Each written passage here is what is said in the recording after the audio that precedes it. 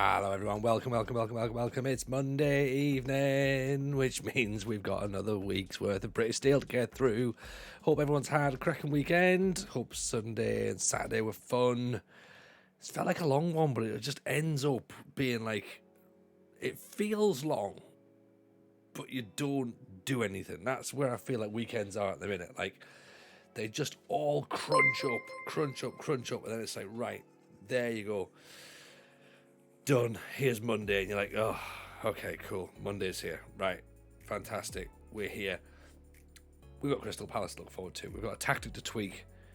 I'm sorry that 10 minutes is the longest thing in all the world. And then again, as Franco says, Arsenal says that bit is long. That bit is long. And then I go, and I've tweaked the formation. Makes everyone feel a bit sad.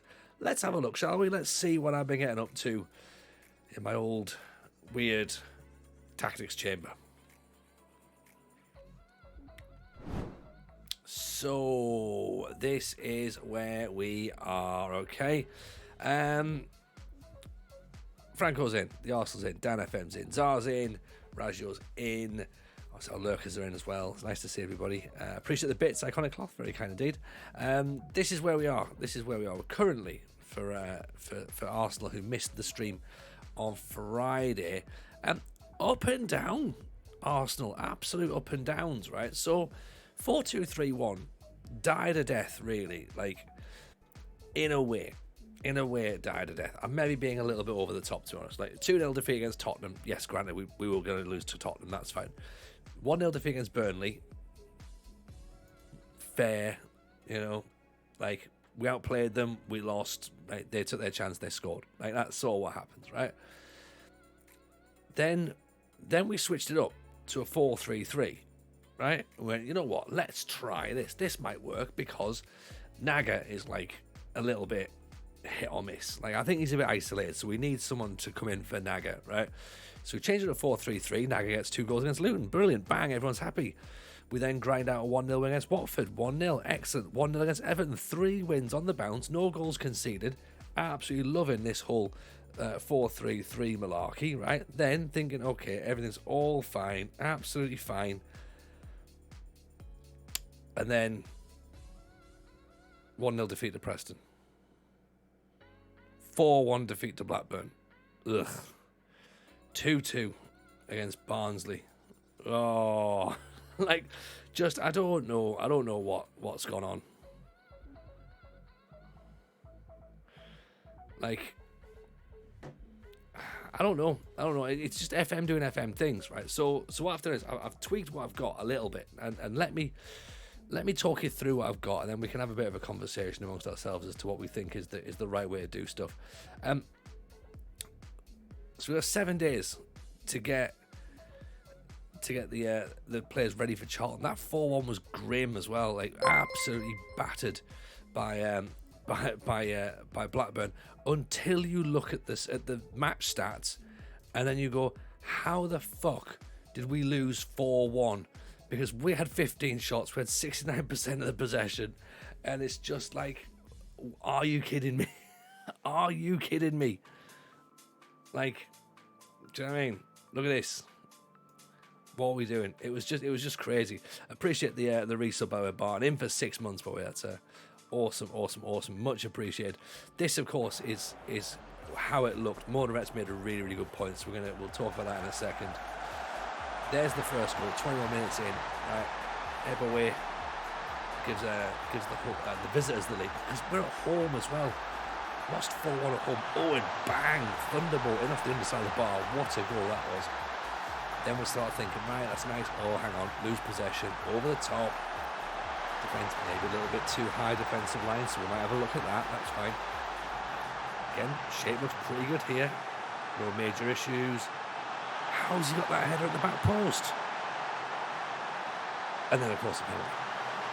So, grim. But Motoret makes a really, really good point. Okay? This Palace team finished 15th last season. We've brought loads of players in. Don't overreact to a bad run. Exactly. And it's not necessarily a bad run. We're still 6th in the Championship, right? 14 games played, 8 wins, 2 draws, 4 defeats. Okay, 4 defeats. Granted, we might think is a bit worrying, but 8 wins is fine. We're still technically 6 points clear of Watford and Blackburn and Everton. We're only 6 points away from Middlesbrough at the top of the table. Where we probably are struggling is goals. 17 goals scored in 14 matches. That's going to be the concern, right? 13 goals conceded. That's more than I was expecting it to be as well. I thought we were going to be a little bit tired defensively. Looking at Middlesbrough there, 35 goals scored. Stoke, 30 goals scored. Leeds, 25 goals scored. Even Preston below us, 25 goals scored. Like, do you know what I mean? Goals are going to be the problem. We're getting just over a goal a game. And the issue we have, of course, is I think, is Naga.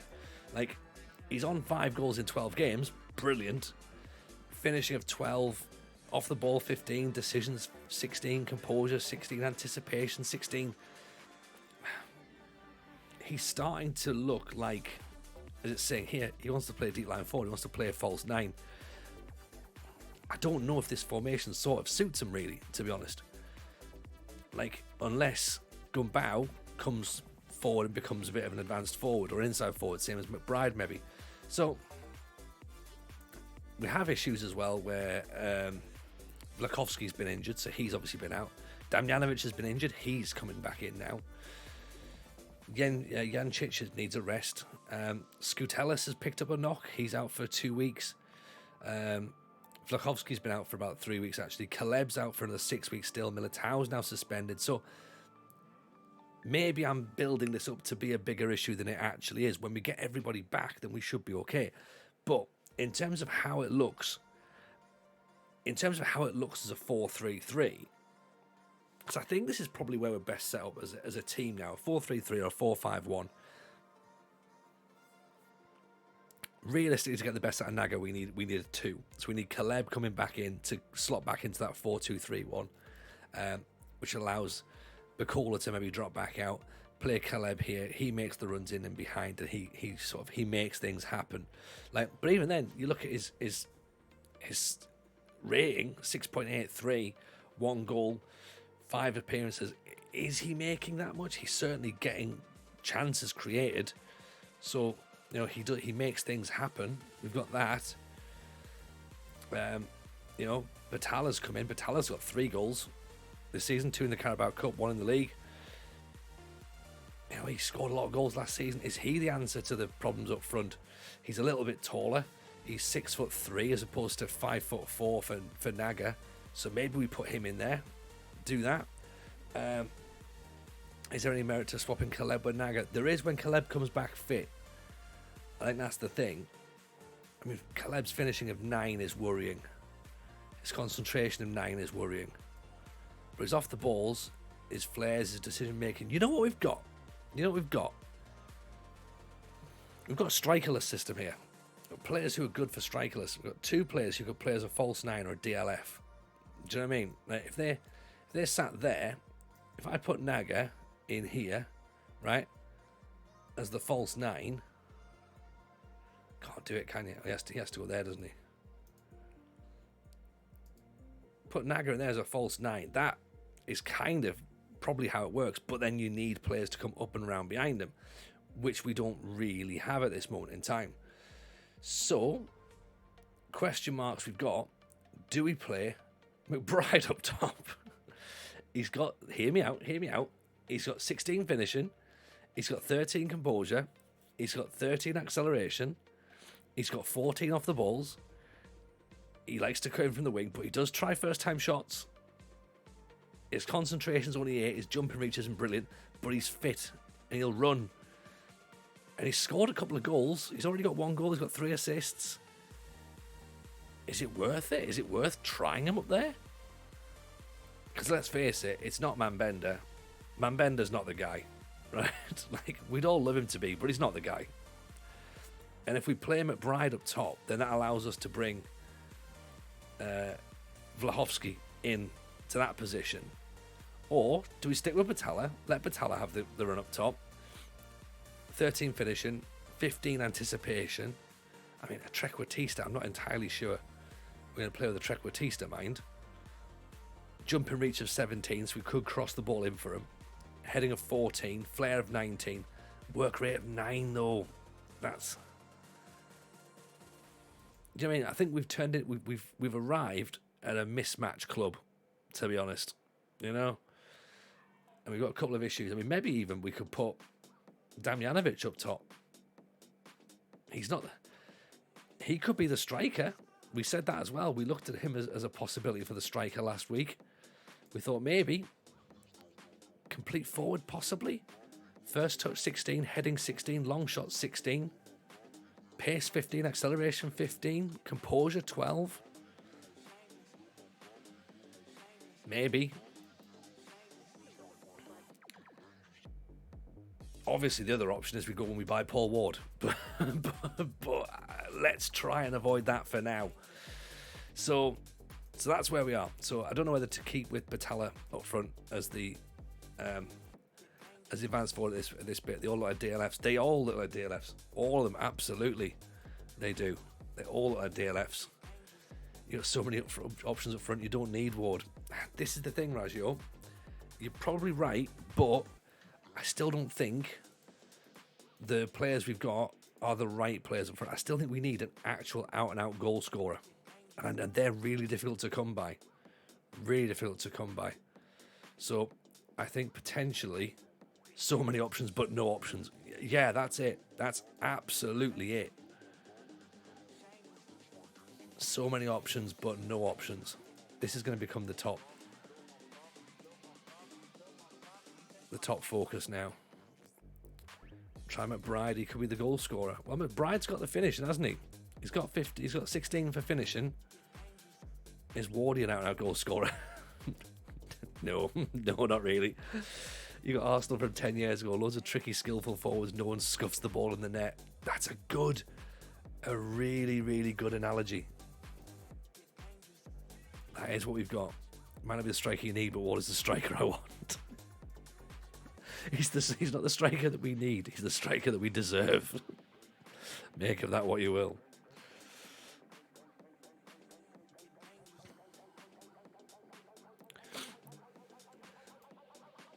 So yeah, so we've also, of course, we've got that issue, of course, with injuries as well that have been creeping in. But evening, Rada, evening to the RC as well, by the way, who's just popped in. So he definitely isn't Batman. GX Lobes, how are we, buddy? Nice to see you as well. Hope you're keeping good. We should also we need to do some tactical, some training bits as well, don't we, at some point? Which is always like, oh god, there's no doubt we're signing Ward. Let's just get it done so we can all move on with our lives. No, we can't. The thing is, we know about Wardy. It needs to be in a 2 as well. And I don't think that Wardy and Naga is the 2. And I don't think that Wardy and Caleb is the 2. So I don't think Wardy's the one. I think we all know that he's a cheap option, and he probably will get us enough goals. 10, maybe. But I think at the minute we have to kind of move on from him. He's a little bit like DJ Pedro. Like, you know, he's not the one, he's a one. You know, Evening Gaffer still looking for a striker. A little bit Laclosian, as in yes. Yeah, 100% we're still looking for a striker. The transfer window opens in a few months' time, so hopefully we can get one by then. We missed out on this guy, didn't we? Yeah. 12 million is gone for now. 2.5 mil. Just sliding, waving my signal. The first thing I hear is Paul, our striker. No, he's not. He's not. Don't worry. We're not doing it. We've been there, done that. We're moving on, right? It's not a thing. May the FM gods be kind and you never sign injury-prone striker. I mean, hey, injury-prone player. In fact, to be honest, Bustiest Baron. You've not seen a lot of this busiest or busiest, either or. Yeah, we keep getting a little bit of injury crises here. Raid East 5. Oh, we signed the Scottish striker. Excellent. Rogers officially to the Jets. Is that official now, is it? Wow. I mean, it's taken a long time. It's taken a long time for it to happen. I think I'm the busiest bust, but also the bustiest. I mean, sounds like you've got it going on, right?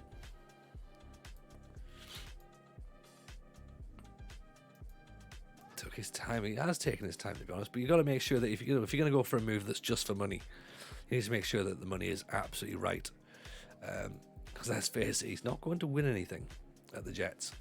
But then again, a lot of people said that, I guess, about Brady going to the Bucks. But then, of course, they didn't realise that the Bucks were already set up to go and do something good. But the Jets are not. The Jets are not. So, you know, it's nice of Rodgers to go with the Jets and, you know, pick up a massive paycheck. So, hey, it's good. It's good for the Jets fans, though.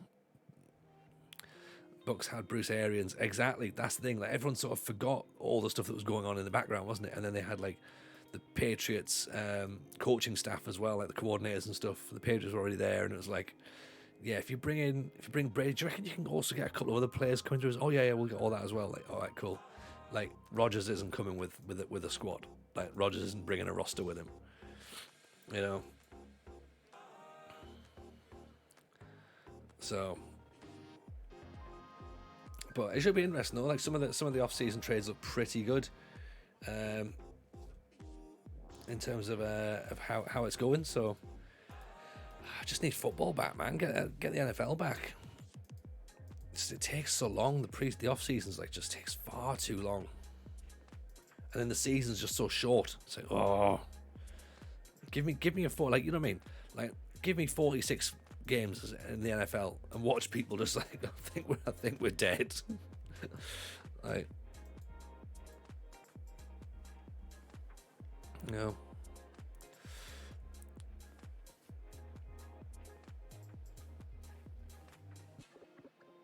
Just give me my Jags team, right? Like, bring the Jags over here permanently, okay? And then we'll be happy. We'll be happy. Make them the UK side. Then that'll be it. You know?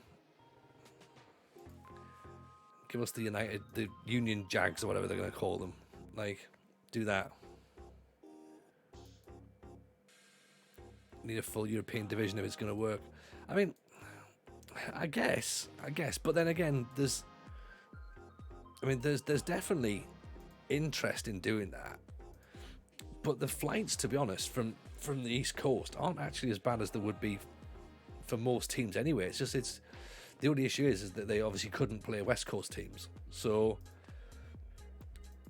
they could certainly make it work on the East Coast and stick them in the NFC East or AFC East. You know, totally do that.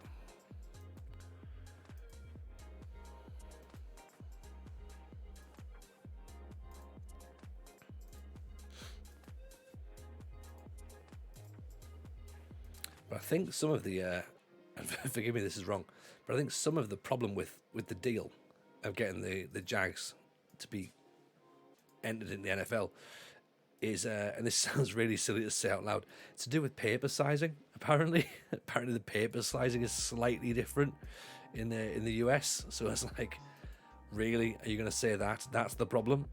Like, great, you're really clutching at straws to get them to not come through.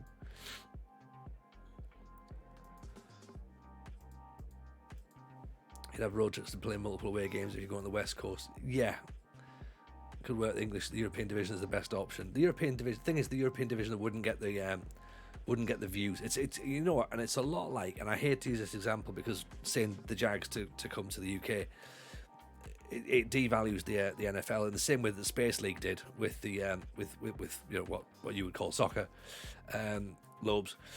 And we obviously didn't want any of that. You obviously don't want a team leaving the NFL to go to play in Europe, understandably so as well.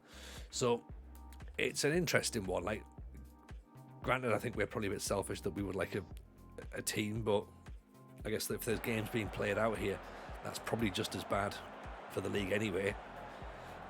Is there enough interest in making a good European league? Possibly. Germany are massively into it. Holland's massively into it. The Amsterdam team used to be really good back in the day. Obviously, Scotland's had the Claymores, so then there's another interest there. You could easily get someone. Maybe a team in France, possibly.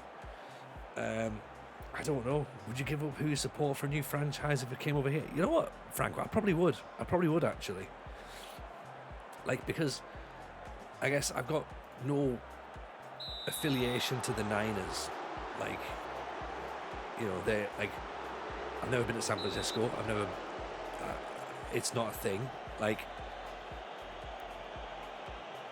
I guess you could sort of argue that I was a glory hunter at the time because of the time that I started. But I guess if there was a UK team, I'd probably look out for them more. Because I'm almost a little... There's Batalla. 3 minutes in. Batalla's managed to get his goal, so maybe Batalla was the answer. Yeah, you'd see the UK teams, absolutely.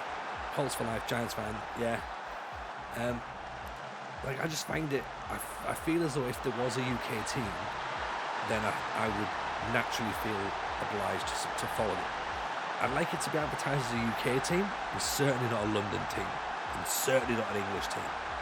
Like, because obviously you could, you know, like my cousins tried out for my cousins played for the Scottish Claymores back in the day.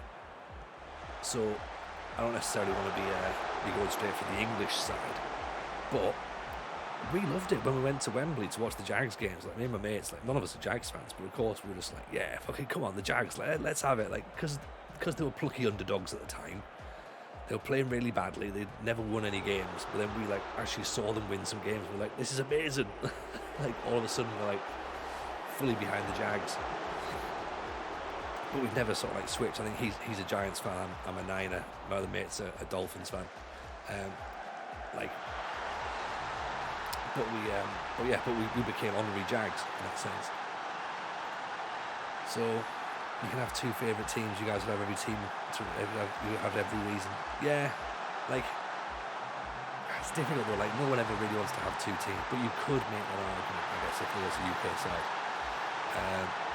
So you could do that, but I guess it only makes it work in that instance. I guess it's the same as Scottish people following like Liverpool and Man U. But like, you know, actually being Dundee fans, that's what I find really odd.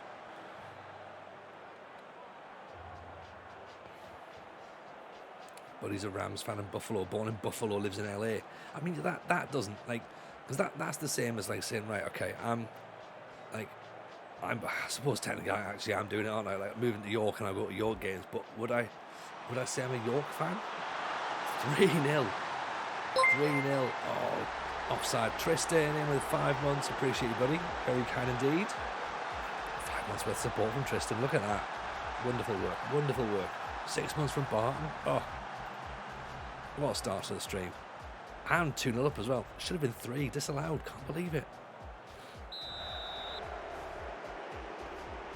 You know, but yeah, you can't, like, you know, go and be born somewhere, then, like, you know, move to London and be like, oh, I'm a Fulham fan now. Like, nah, it don't work.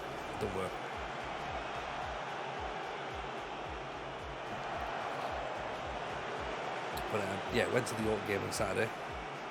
As it runs through, 3-0. Maybe we have to tweak it a little bit. I'm worried because, of course, next match, everyone, all eyes on it in it for the next match going right. 3-0 up. Yeah, went to the York game on Saturday. Them against Aldershot. So there was a permutation when York could still go down, right?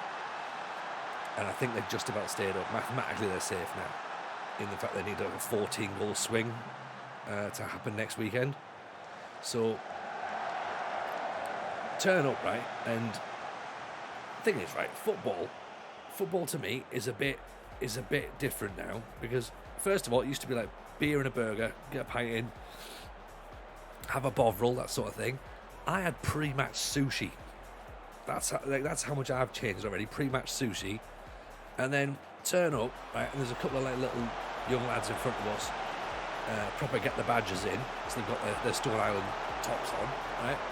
And I look down, and one of the little lads has got a family-sized pack of custard creams and a fucking carton of pineapple juice. I'm like, what is going on? Like, just as if it's the most natural thing in the world. Like, he's brought pineapple juice into the ground. I don't know. Right, now let me explain the sushi thing though. okay? Because the New York Stadium is in an industrial, is in a retail park. You have to get your parking validated. So you're only allowed 2 hours. Otherwise, but if you go and like buy something on site, then you can get your parking validated, and it's 4 hours. So I popped into Marks and Spencer's, got myself some sushi before the match. That's why I did that. You know, I could have had a couple of Percy pigs or whatever, but I went, hang on, you know what? No. I bought sushi. Yeah, literally, like, out of all the things I could have bought, I was like, a little pack of sushi will be fine. But I didn't go to the proper sushi counter, though. Actually, that's worse, isn't it? That means I bought the shit pre-made sushi rather than from the actual sushi counter. So this is why I'm definitely not Tory, see, because I would have gone to the pre-made.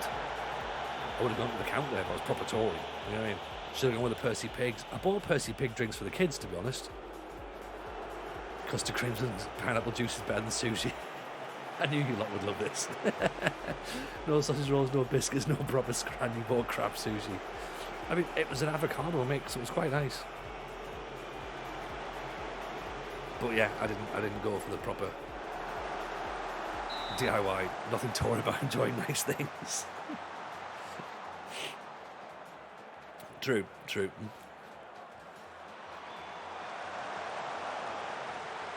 Doesn't make it any better.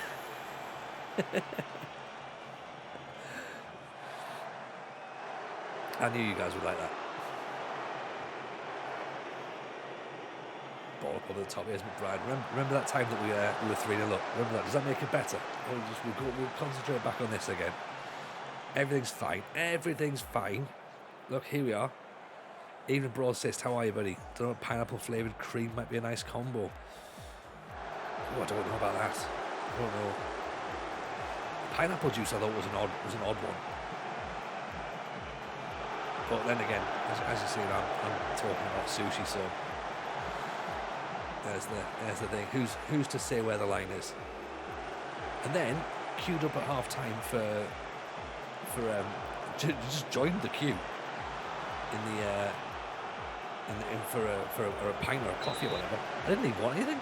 Me and my mate stood there for about 10 minutes and just went. They were like, he was like, "Do you want anything? You get anything?" I was like, "No." He's like, "Neither am I." I was like, "Oh, well, why are we in the queue then?" He was like, "Don't know. Just figured that was our half time. Just go and stand in a queue for no reason." Clearly, 40s is like is not working well for him. You know, they dunked the custard cream in the pineapple juice. No, he couldn't because it had those, those like sort of maxi pack, is it? Like where you have to like sort of click it and push it through the middle. It's like a little tiny plastic thing. So he couldn't dunk a custard cream in that. What he could do is he could pour the pineapple juice onto the custard cream, but that's just going to douse it and that's just going to make it soggy. And then he's going to get pineapple juice on the floor, and then he's going to be asked to leave because it's going to like entice bees and stuff. So realistically, he's the worst person that I am. I think it's 1-1 actually. I think we're both idiots. He might have had a cold, that's why he's on pineapple juice. I hadn't considered that, to be honest. I hadn't considered that. Maybe he's got some sort of vitamin C deficiency. He was outside, so that's also getting his vitamin D intake. Tony hates fruit. Not necessarily. Hey, I never said I hated fruit. You know?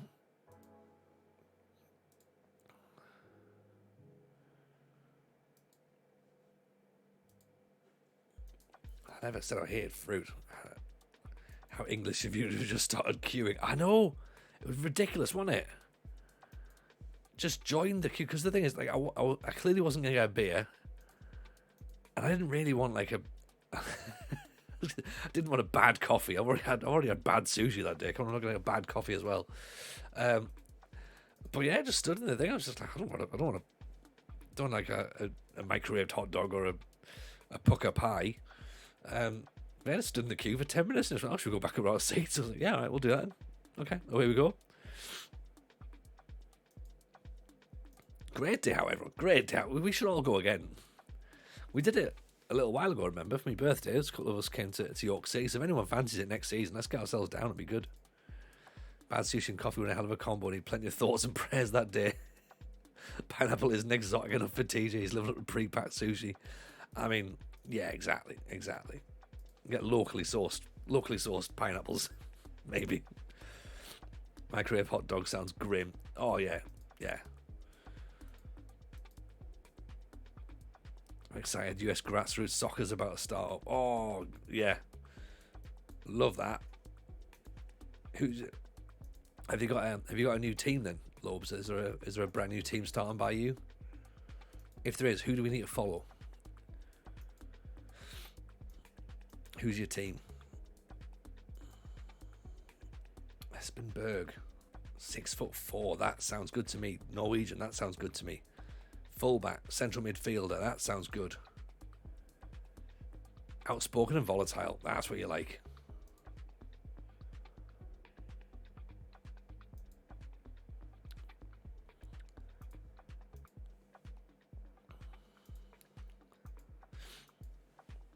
He's a TJ kind of player. And he just, isn't he? He's already on the shortlist. We must have seen him before. But like, let's get him locked down. All right, we're away to Leeds next. This is going to be a tough game. We have to obviously ignore the last game then. Tom Davidson, rangy striker, 6'5", 25 years old. Work rate 8 to 12. 6 goals in 13 though in the championship. Semi-pro team in US League 2 called the Blackwater Rush. Another semi-pro team called the New York Shockers. I mean, that's great. They're both of those names are wonderful. Absolutely wonderful. He's on the shortlist, is old Tom Davidson. Spring Tide, first time dropping in since you flip-flopped on Bristol City. Peel's still holding out on the Bristol City issue, you know what I mean? Like, welcome back, by the way, Spring Tide. Nice to have you in. It's seems like you've been really busy. You've been busy. You've been very busy. We've been trying our best to do some stuff, and what we did was we stayed. The Bristol City thing was one issue, right?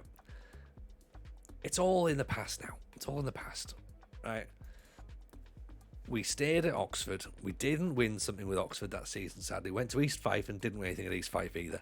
Then Spring Tide, we went to Huddersfield, right? Check this out, okay? Went to Huddersfield and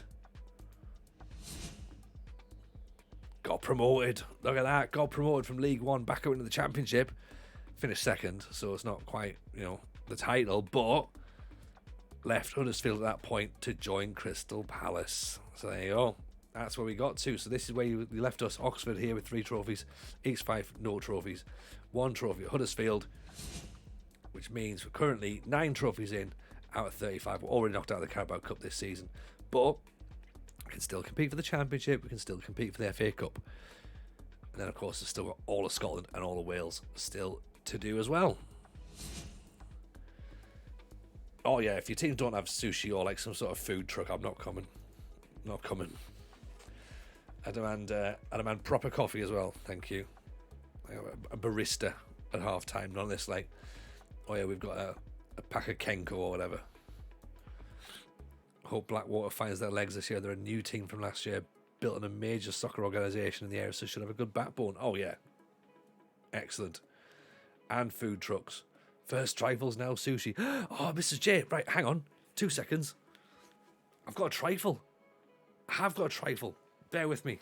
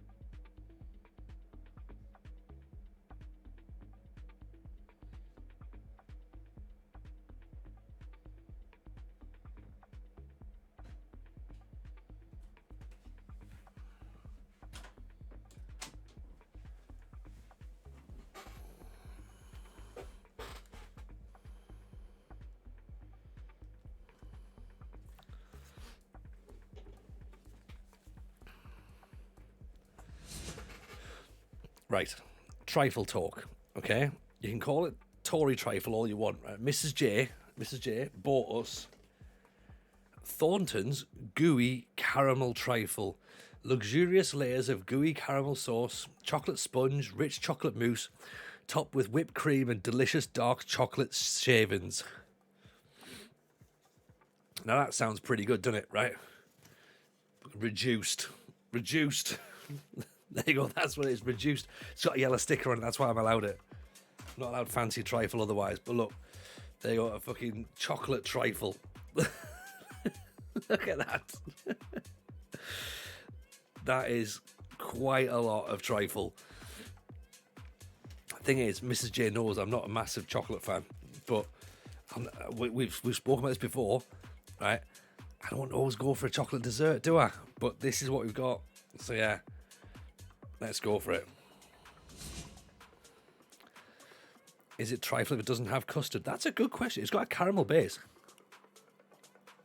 How many servings is it? I mean, it might be one serving. I'll see what they suggest.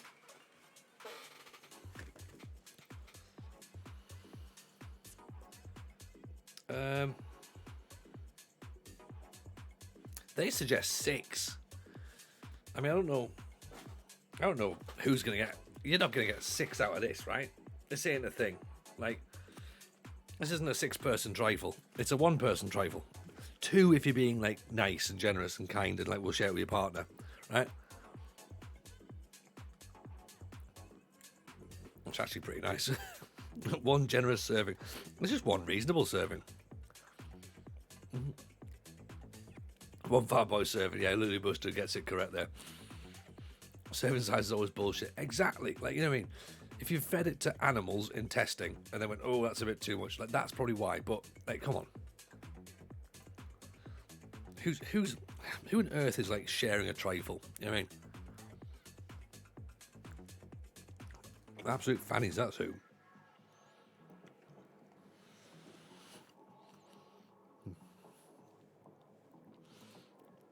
Okay, so we won our first match 3-0. Then we remembered we had a trifle. What a day. What a day. I take you at the gym for the next 5 days. This is the thing, though. Like, you can tell that I've had to start on a new training program because there's big trifles in the house.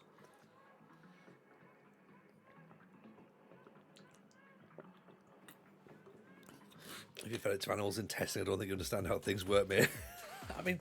Come on, Mrs. J. I don't understand. Like, I don't fully understand most things, right? So, does they not test desserts on animals? I don't know.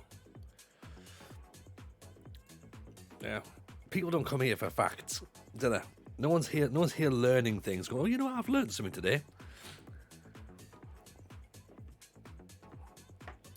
Maybe that's a new T-shirt. Maybe for the merch section. No one comes here for facts.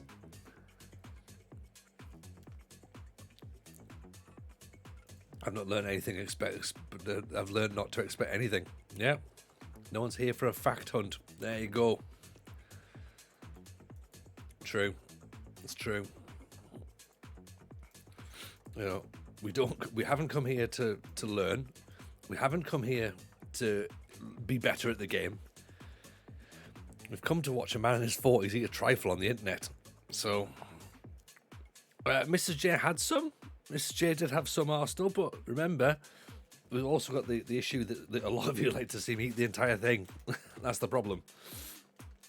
I'm not going to eat the entire thing. I might actually. I've already made a dent in it. But Mrs. J absolutely is allowed some. Of course, Mrs. J can have some. Mrs. J, if you want some, I can take you down a portion. Would you like a portion, Mrs. J? Let us know. Got a spoonful on the way past. Yeah, I elbowed her in the throat as well, though. Get off.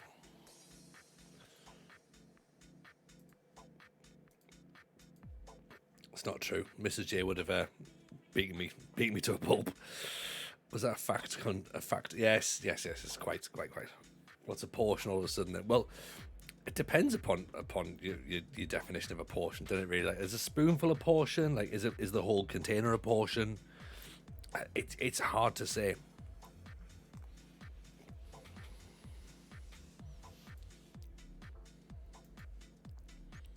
You've lost 10 viewers since the tribal. well, you know what? Like, don't need them. Fuck them. Hope they never come back. Yeah, be gone. Be gone, non-trifle believers. Yeah, see if I care. These aren't the people that we want. They're away to get their own. No, they're off to watch people manage Man United or Barcelona. Mr. Life, welcome in. Appreciate the follow. They're perhaps looking for hardcore trifle streaming. Wow. Could be it as well. Maybe Lula Buster. If only they'd have known they could subscribe, they can get into the proper they're getting the subscriber channel in the Discord, then we can talk about trifles till the cows come home. Maybe they don't like sushi. Could be it as well. 20 nuggets share box should serve 4. No, it doesn't serve 4. The 20 nuggets is what you get when you've also got the when you also have your cheeseburger. It's the side order, isn't it? Lost 10 viewers since Tony ran down the stairs to get a trifle and offered Mrs. J a portion. Well, you know what? I don't care who's left, right? If they've gone, then they've gone. If they don't think that watching a 43-year-old man eat a trifle while talking about Football Manager is content, then I don't know what the world's coming to. Do you know what I mean? I don't know. They aren't loyal. Exactly. Get a trifle at Palace, why would you go and manage Man City and all that stress? Exactly. I don't know. People just got different expectations, haven't they?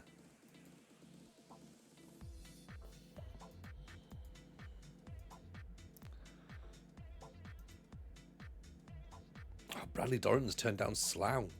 Callum will be upset. Interchangeable universes. Have I won a trophy with Palace? Not yet, Mrs. J. We've only been here like 10 games. It feels like we've been here for a long time, I must admit. That is the thing. I love Franco's got capitals. No, he hasn't. I mean, it's obvious, but no. No, I haven't won a trifle. I haven't won anything yet. Captain Z gifting out, by the way, to the trifle man. Oh, I feel as though we're going to have fun. I was literally, you know what's good, right? Mrs. J will back up on this as well, by the way. I was about, 20 minutes, half an hour before stream, I was just like, oh, you know what, I just felt like today has just been like a bit of a grind. Like, Mondays are always really, really tricky because, like, my parents come down to look after the kids on a Monday, so I have to start work late, I have to finish work late. The youngest one was, like, up during the middle of the night, like, he sort of crawled into bed and he stayed with me in bed for a few hours last night. Then I had to get him back up, put him back down, get myself back to sleep. Just felt like I had no sleep at all last night. Getting everyone sorted this morning.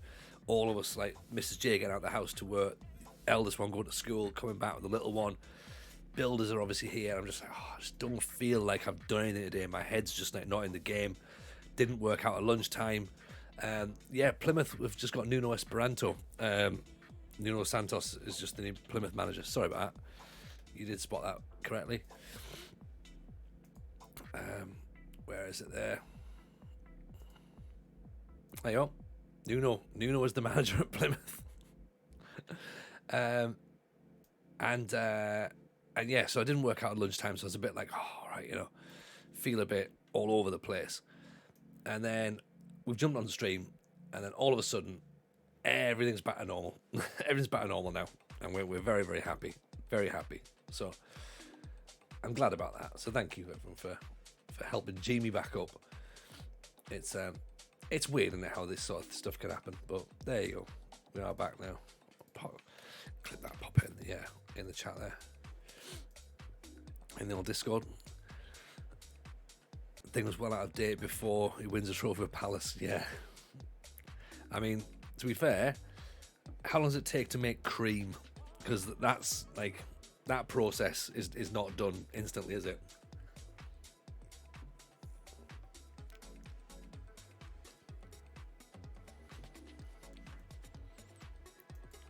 There's some water that can go out of date before we win a trophy with Palace. You know? Right, let's regroup with Leeds, I reckon. Look at 4-4-2 for Leeds. Love it. Low tempo mid block. Want to try hit on the break.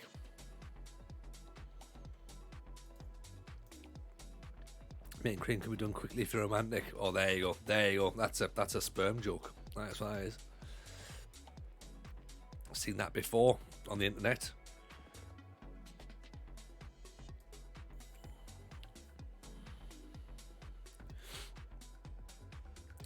Why was Naga out wide? Did Naga play in the last match? He mustn't have. Surely he didn't. Have I just spotted something? Naga played out wide. He did. He played wide for some reason. Gumbao dropped to the bench. How did I do that? I mean, he doesn't work out wide, but we still won. It's bizarre to sort of go, well, actually, we won. That's why we didn't see him. I mean, that's one of the reasons we didn't see him. One of the reasons. It worked, don't question it. Yeah. There is that. There is that. Militao's back. Caleb's almost back. Scutelis is almost back. Right, let's keep it as is. Then Gumbao can go back on the left. He's just hiding behind a normal sized human being. It's just literally in the shadows. Literally in the shadows.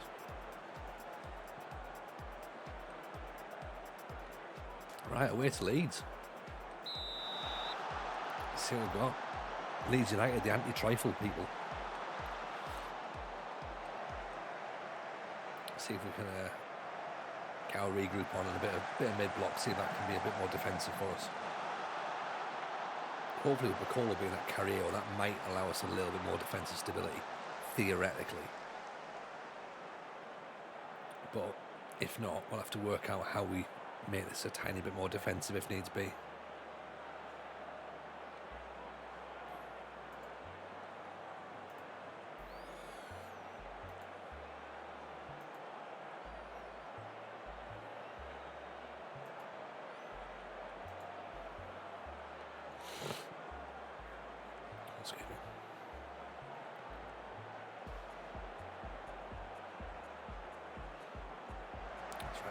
Just get yourselves back into banks. We should probably also counter-attack as well, I'm guessing. Jay, welcome in. I've never known that Thornton's trifle to contain pork gelatin. Be a good prank to prank on a veggie or a vegan. I mean, it's never a good prank, is it? To post on a vegan or a vegetarian. They even get dessert pretty similar to it being a trifle. They call it a zuppa inglese, English soup. You can also get a gelato flavour. That's nice, actually. But yeah, no, yeah, anything with gelatin, yeah, you got to make sure it's definitely vegan friendly or veggie friendly. Because gelatin's just obviously animal born, so.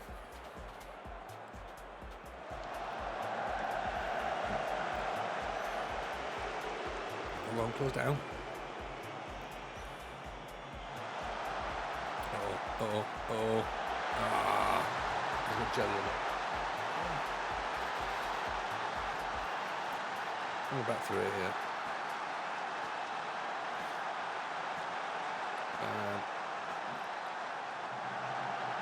Yeah, it's within the milk there. Milk powder, pork gelatin, tapioca starch, and emulsifiers. So, yeah, I don't think something like that gives it some gives it something. Yes, absolutely, Sprinter. Yeah, definitely be respectful of people's dietary requirements. Hope you got most of the trophies. Only 6.5 months left till FM23. Yeah, plenty of time. Coro's down injured. That's not great. Theoretically, we should do quite well with TNS. That's my thinking. But we're just having fun. You know, if we don't win all the trophies, then it's fine. You know, we can just go, well, you know, we tried, it didn't work, never mind, whatever. Alternatively, hope that TNS have an off season. For us, offside, referee. No. I mean, for us, we know that, let's be honest, That's exactly what would happen. We'll go to TNS and it'll just not happen for us. You know, we know that. I thought we were standing off. Apparently not. Halfway through the Steel Challenge, doing better than you thought at the start. I think we are. I think we're doing better than I thought. Although that doesn't necessarily suggest that we're doing well. But I do think we're doing better than I was expecting to do at this point. Knocked off a couple of tricky trophies. Yes. As Barton says, in the nicest way possible as a viewer, it's funnier to not win. Exactly. That's the thing. It's all about entertainment, isn't it? English leagues aren't easy. Wait till you see Scotland, Raj. Oh wait, we have done Scotland, yeah.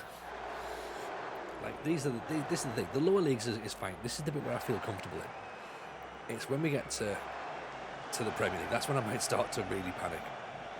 But at this moment in time, we're having a lovely day. I need to get Scotland.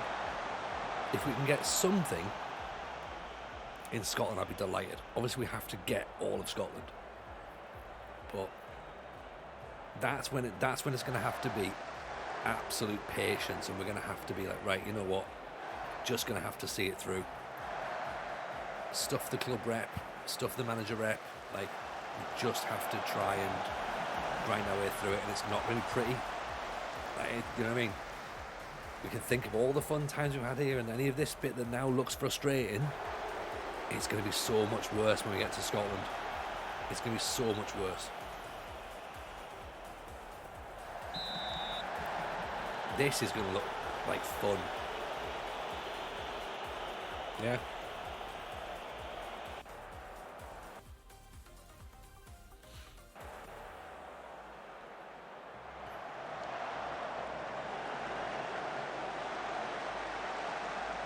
Right, so obviously we very quickly backtracked on. This looks like the formation works to 2-0 down. Granted against Leeds, who are like second in the league, but still. Metallo with the header, nice. Right, so Gumbau, McBride, both doing nothing up front. Jones doing nothing at fullback. Adeji doing nothing at fullback. Realistically, we need another.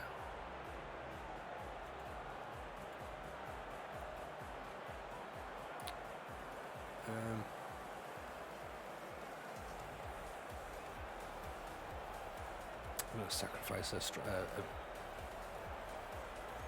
midfielder. Go 4-2-4. Are we doing things the TJ way? Is there any other way, Franco?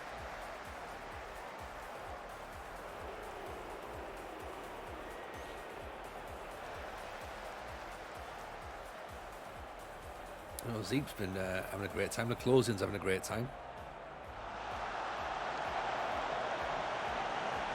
Rajo's been having a good time on the Steel Challenge. There's only really me that's not been. everyone else seems to be doing great. Cass had a great time when they were doing it.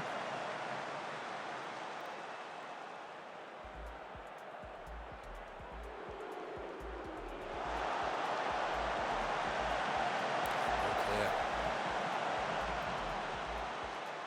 Come on, boys. Oof.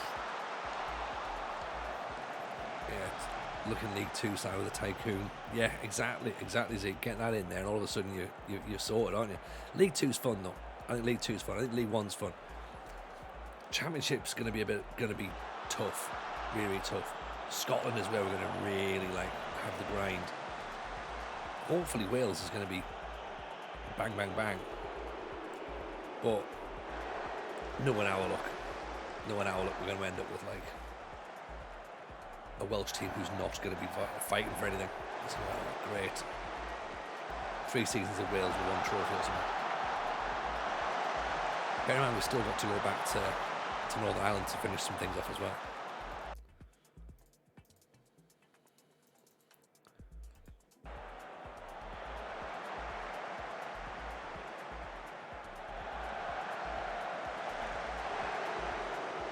Still quite a bit to do. Save. Solid start, Landudno. Nice.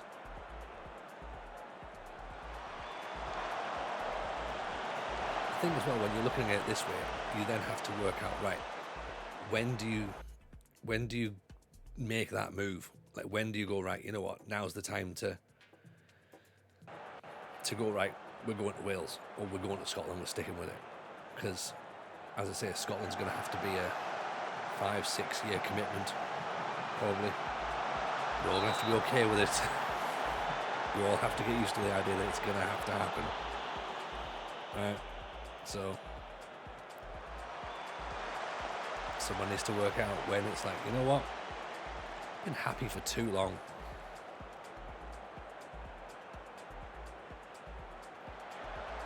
There's Naga. Picked up from Batala. Tell you what, I'm going to move McBride up for Batala. See if that works. Let's pop Flahovsky in there.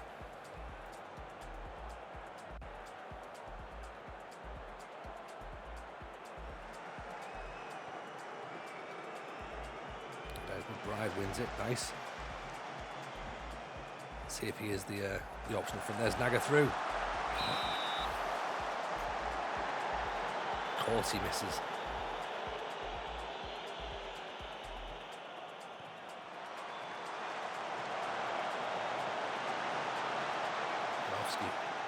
Oof, decent effort. Another corner. Come on, boys, we're only 2-0 down. We can still get a point here. It is possible, right? Another corner. Hell away. McBride chases it. Murphy gets away. And they are going to make it 3-0 on the counter attack. Oh, maybe not. Or maybe. Yeah, like that.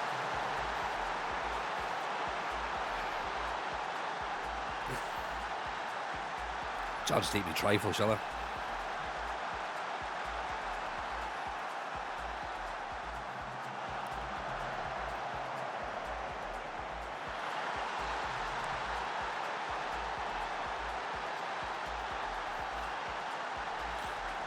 Sometimes I wonder what's the point. You just go. You can see the goal coming, which is really, really frustrating.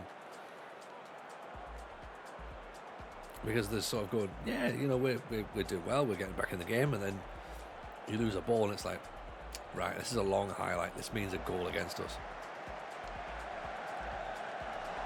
So Ajay Varovsky. No block apparently.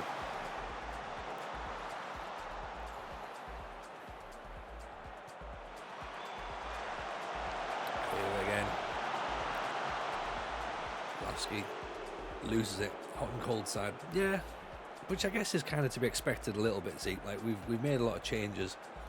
We have changed the formation from what they were playing last season. We've had injuries, we've had suspensions.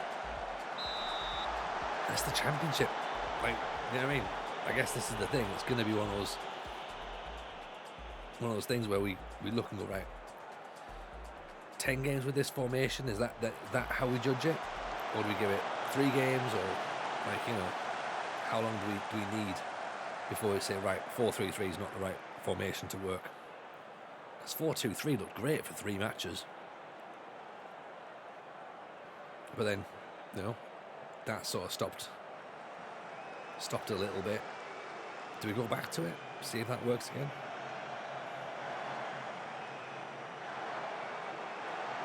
You know, we don't want to just be a 4-2-3 side. That's grim. But we need to try and stop the rot. 4-2-2-2 is the way forward. In what sense? Narrow.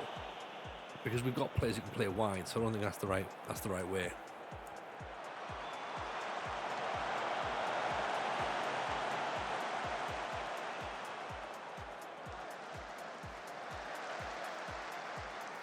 needs the top of the side to understand we're a bit more defensive and disciplined.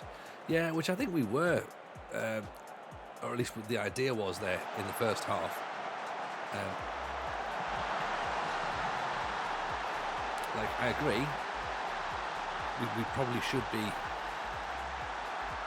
3-1. Yeah, right. You know, I'd have taken 2 on defeat, to be honest. But that's a reasonable goal. So McBride, Naga, Lofsky linking up. Okay, that's a thing. You know, at the time of them getting their third goal, we were starting to come back into the game, so we'd have just been able to get something. You know.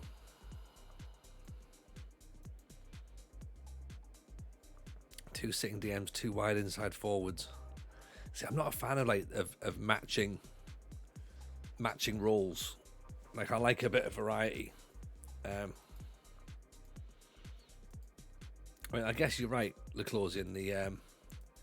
The thing with the championship is we can probably lose at least 10 games, as you say there, and still maybe get promoted.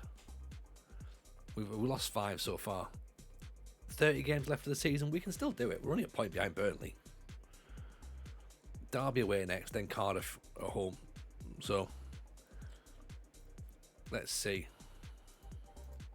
How many games have we played this now? So 4-3-3, we've had 1, 2, 3, 4, 5, 6, 7, 8 games. 8 games. 8 games, won 4 and lost 3 and drawn 1. Key moments to look at: away, hammered at home. Okay, so we might need something slightly different for away from home. Then that might be our instant look at, or a team that's going to come at us. You know, you're right. Leeds are top of the table. They were going to come at us. We have to just deal with that at the end of the day. Go right. You know, how can we counteract that? So Bicolo's injured. So he comes out for Militao. I'm going to put McBride up top. I'm going to put Vlahovsky out wide. I'm going to see how that looks.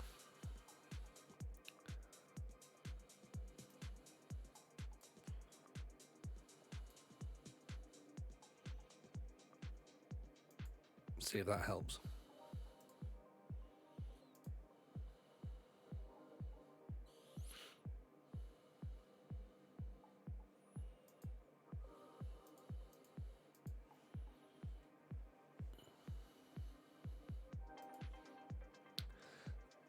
Right, they're 3 at the back, so 1 striker's going to be hounded out here, so we are going to have to go with 2 strikers, really, aren't we?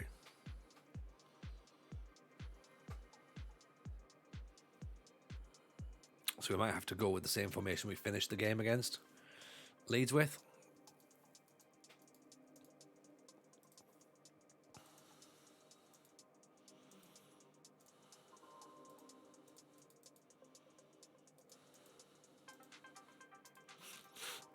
So that would mean taking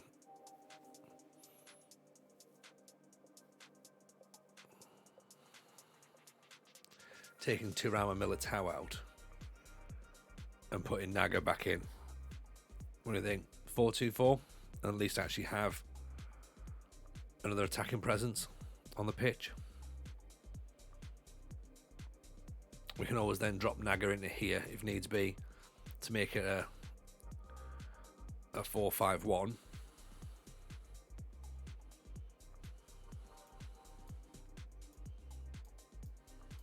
So let's do that. Yeah. So let's make him a DLP rather than a Carrier, actually. Yeah, Naga can drop in here. Vlahovsky, McBride's going forward. Let's try that. They are 17th. Yeah, we should be a little bit more attacking against them, shouldn't we, really?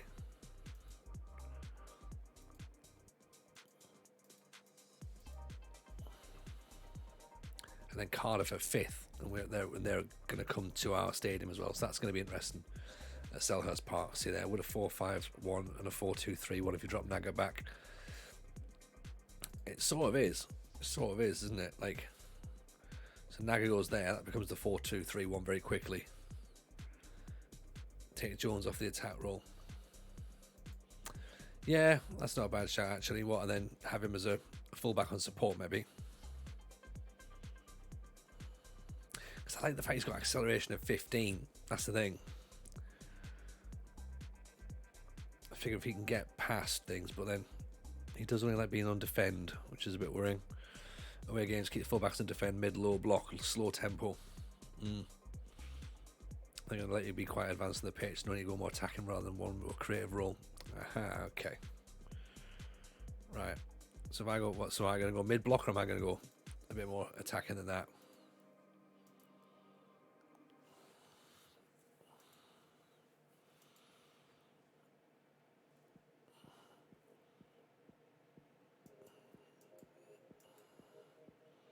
Because we could push on. They're saying lower line of engagement. They're saying sit back. I mean, I don't know about that, to be honest.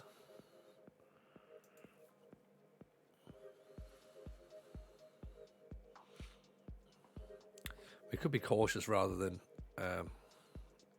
balanced. We could then slow the game down and pick our moment when we need to. But yeah, try it for a half and see what happens.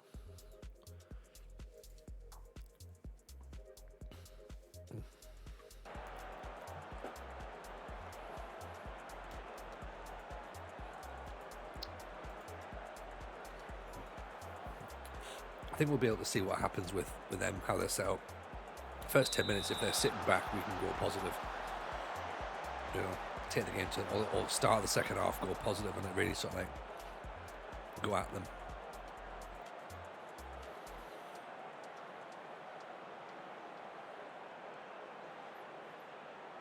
We've got a couple of players that we like. We've got the they've got Eredale, they've got Dane Scarlett, of course, as well.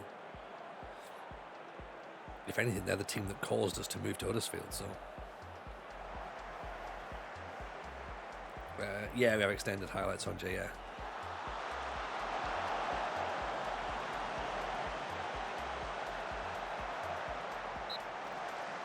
People attack that, I mean, we'll see him dropping back at the DM. If your bottom possession go positive, yes.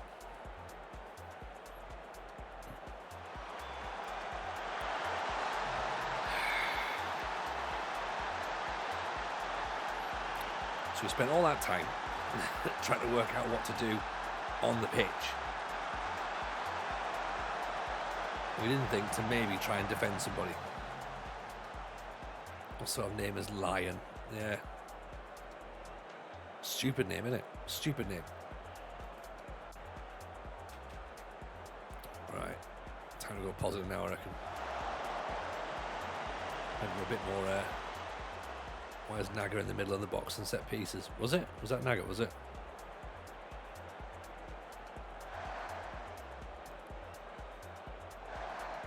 That might have been. Well, if he is, that'll be a mistake on my behalf for not changing everyone's individual roles in the set pieces.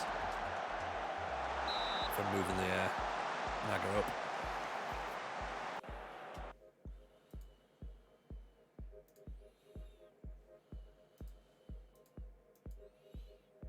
Yeah, there's Naga there, innit?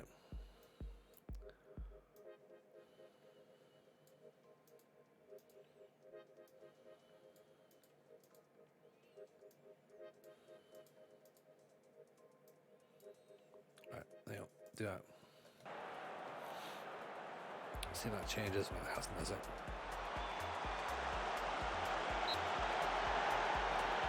It's another one.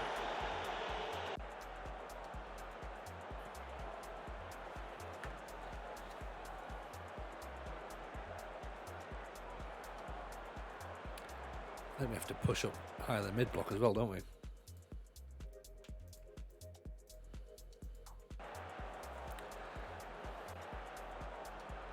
We're still only 3 points behind Burnley now. Oh, sorry, 2 points behind Burnley.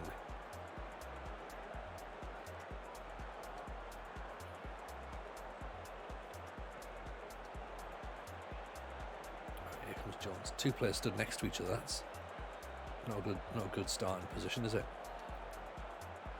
Oh, we changed McBride's run. Good ball through as Naga. Pulls it back. Great save. Okay. Some element of attacking this.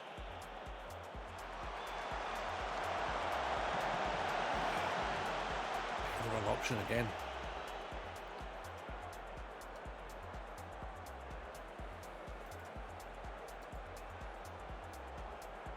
This feels like 2-0.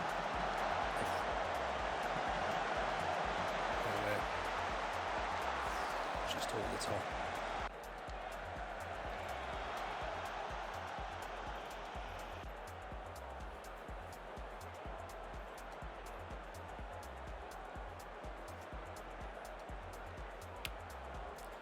Right, not good, not good.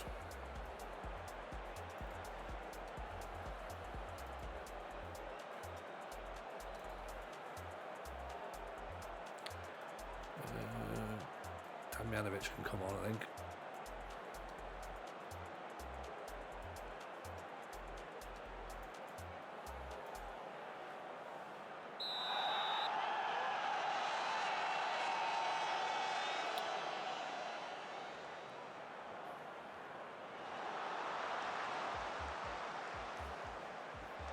Trying to work out what obviously we need to change at this point. A bit more direct, I think. Let's go wider. See if that helps.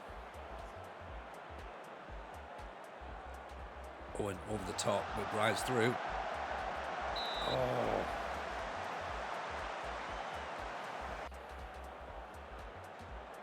Needs to finish. He's saying change McBride, Franco, is that what he's saying? So I don't know what we're changing him to. Banteros was on the bench.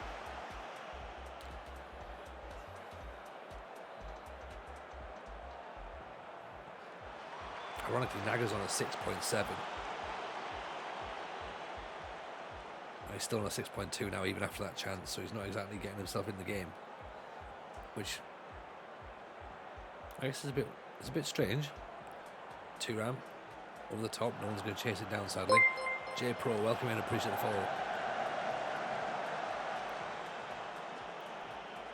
Oh, gives it all away.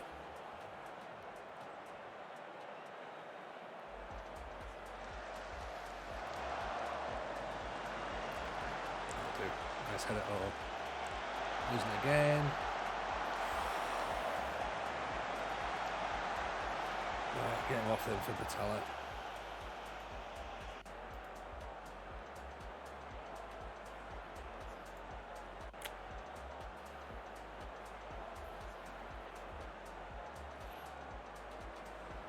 We're already on direct football, so that's not gonna.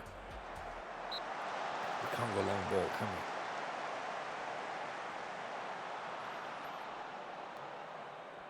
We've got high defensive line, we've got high line of engagement. Goes out with the catches that one. Burnley now 4 points clear. We're not going to see a sack and Barton. We're expecting to finish in the top half of the table, so we're not going to get sacked at all. There's no worry at all with that.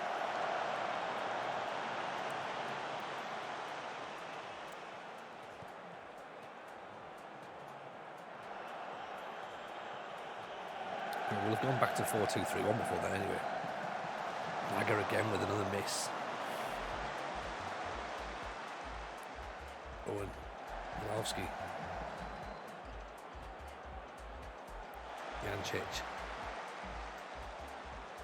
Serra, Thuram, Owen. Italian Naga. Obviously more of a drive. We'll see the description of the clickbait if the second was even remotely possible. 100%. Exactly.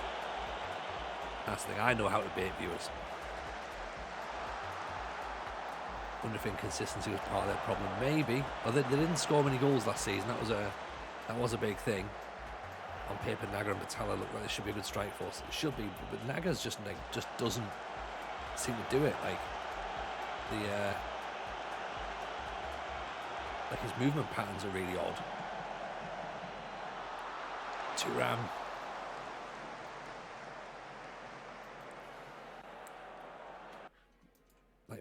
See, like, thing is though, like, you're looking at this and going, right, okay, fair enough.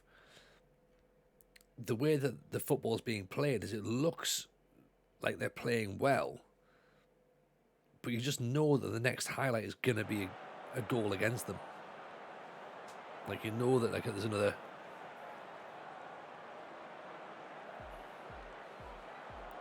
Wardy is the championship. Naga is the championship's Wardy. Maybe, yeah. Oh.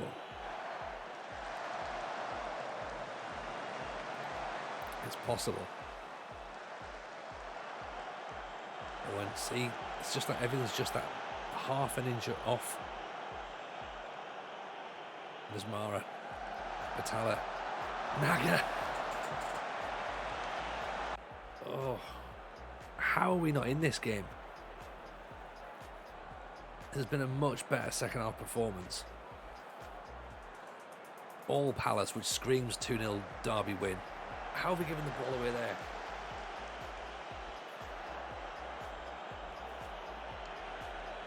Like, these players look like so rigid in their movements.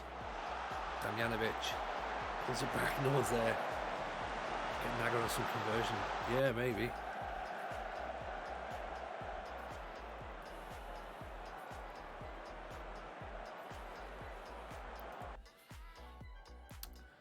I'm not. It's just all of it. It's just bad, isn't it? Like,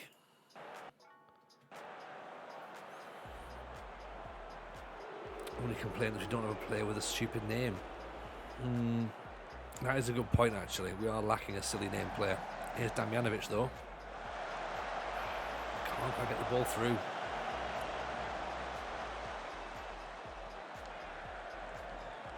So again, like a match that was just decided on a set piece. Giving the ball away again. You know, is there anything on paper there that looks good? Maybe. Great ball in. Batala. Naga! Is it disallowed? What have they disallowed it for? You utter bunch of bastards.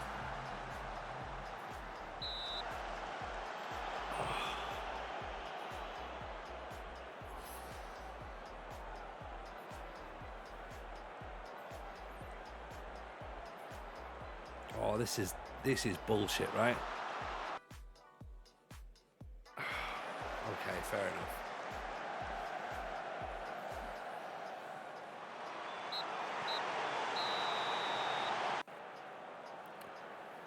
Oh dear. Look at that momentum. That's entirely us in the second half.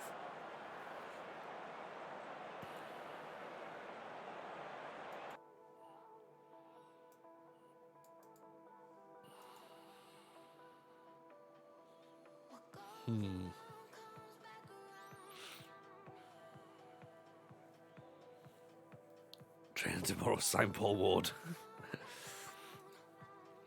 We won the XG. That's that's the thing. Yeah, we did.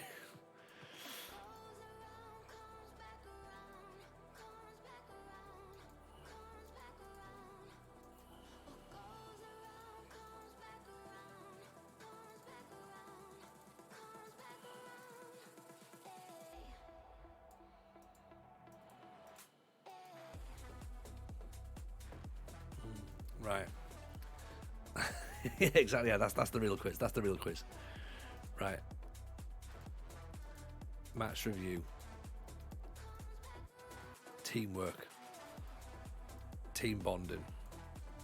Goldust Naga.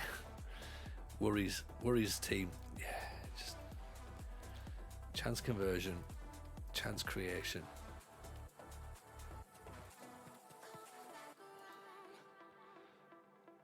Defending corners.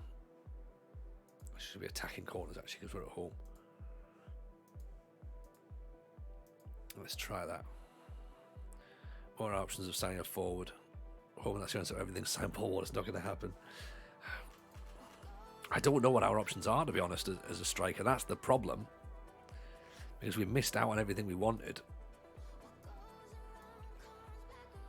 And because of that, we are where we are.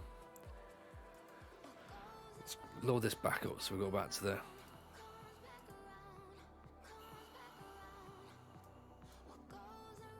Right, Naga's coming off, that's for certain. Need a score to win, we do. That's absolutely the problem.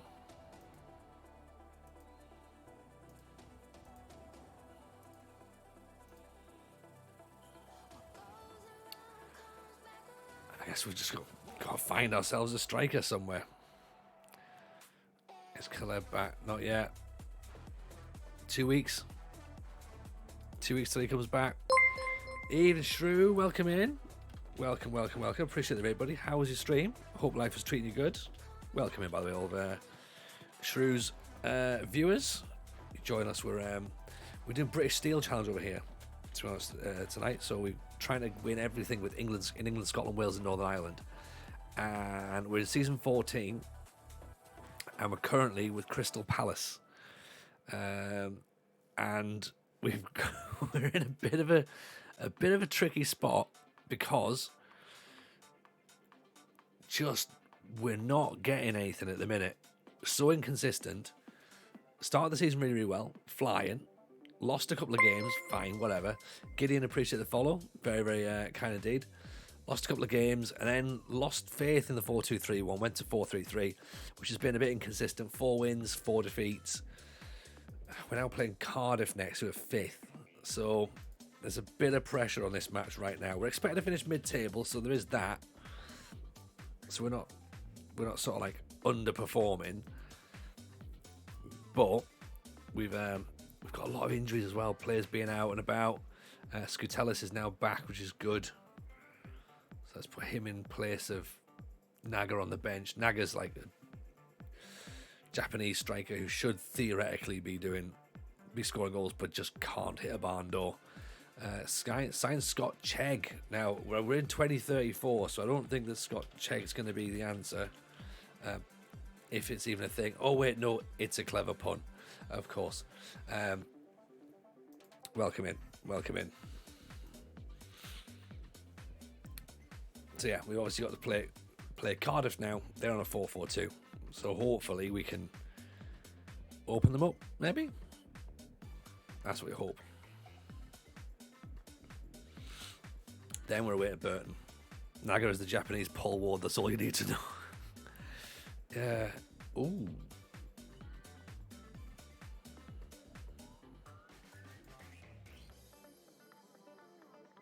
I'm telling you if you sarcastically search for that or not. That's the joy came out. That's the joy. As a comedian, sometimes we can sense these things, so I can play up to it a little bit. But yeah, welcome in, Kim. I hope you're well. Forest. Let's stick with Palace, shall we? Ward is a disappointing version of DJ Pedro. We're not a million miles away from trying to sign DJ Pedro at this point, are we? How are we in December already and we don't know what striker to sign? Oh, this is worrying, right? The next couple of days stream is just going to be like striker watch. It's going to have to be.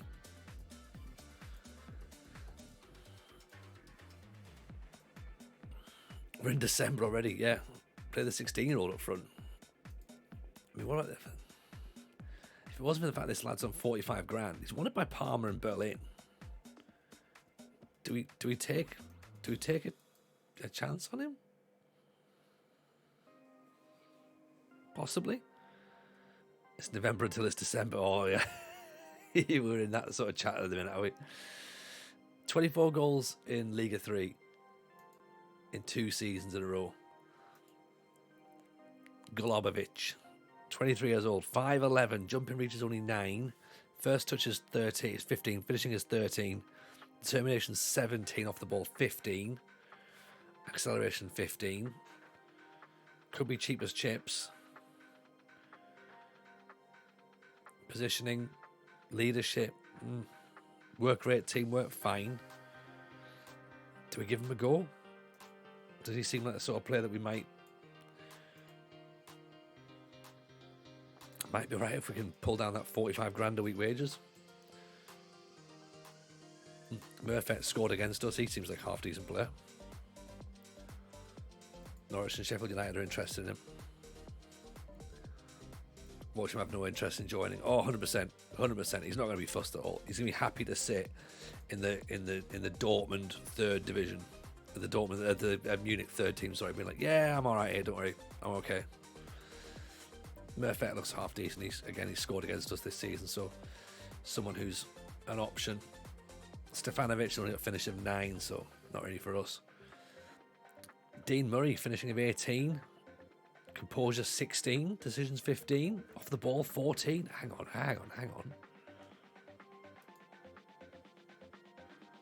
Acceleration 15 as well. Concentration and bravery, not amazing, but Dean Murray maybe?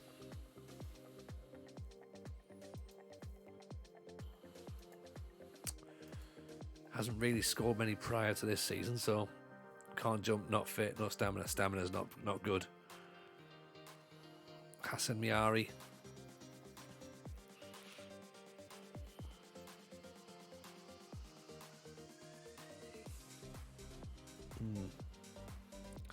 Sadiq Johnson.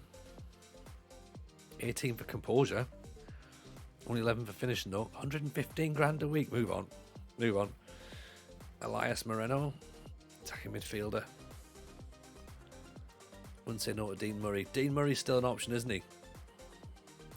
Israel's produced some absolute gems this year. Yeah. Heard a few people say that actually, to be honest, Sean, so maybe need to keep our eyes out. Eli Correa, 6'4", 17 jumping reach, 18 finishing, 15 composure, 18 determination, 7 goals in 10 games. In the Bundesliga, 42 million quid. Oh dear. Look for double goals. Look for double goals in a season minimum. Yes, absolutely. Absolutely.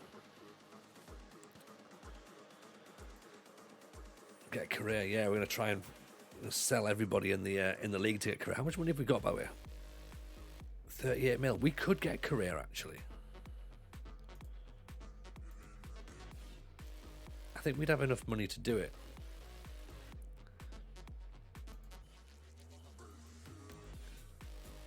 He has no interest in joining. Alright, he only joined in the summer. Balls.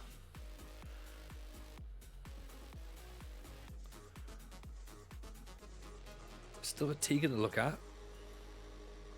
He's not scoring goals, is it? Oh, hello, Rich Owens. Welcome in. Welcome in to you. How is life treating you, buddy? Look who's the top goal scorers in the Championship, League One, and the Premiership. Not a bad shout. Not a bad idea, actually. How's the network save going, Rich?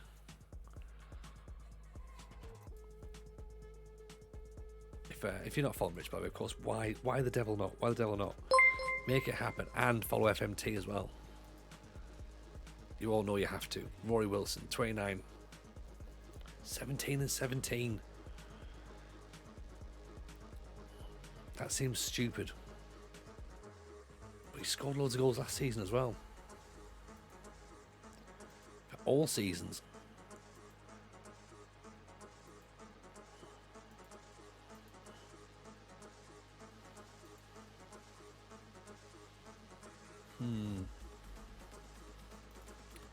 That needs to be considered. With the one Premier League 22-year-old striker. Technically, this is the lad we thought we were going to get from Watford, but he turned us down, went to Middlesbrough, 12 goals in 17 games. So that's not good. Murphy, he's up there, of course. Jesus Montiel, 9 goals. Palace is definitely treating us, Rich. Definitely treating us. It's treating us with the level of inconsistency you would come to expect from a TJFM stream.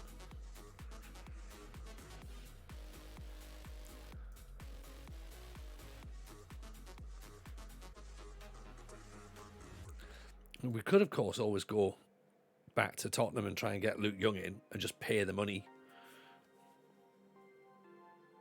Do you know what I mean? We could just pay the 80 grand a week wages. Is he the guy to lead the line to get the goals? Apparently not. When you look at his history, there's a lot of money to spend on someone who definitely doesn't have goals to his name. Look at the Scottish Premiership. I'm eating that trifle. What? Sorry. I got. Ironically, I got sad, and that's when I should be eating more trifle, isn't it?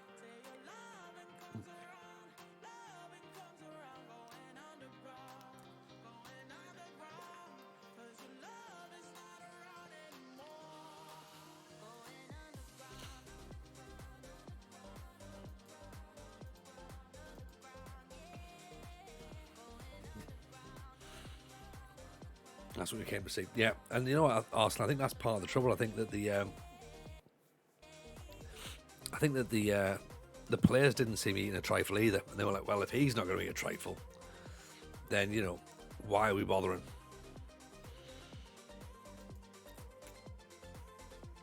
You've fallen off a cliff in the network save, Rich. Oh dear. Oh dear, oh dear. So is it time to just leave and pretend this never happened? Or are you waiting for a classic Rich Owens sacking? Flipper, welcome in. Appreciate the follow, by the way. As CZMY as well. Very kind indeed.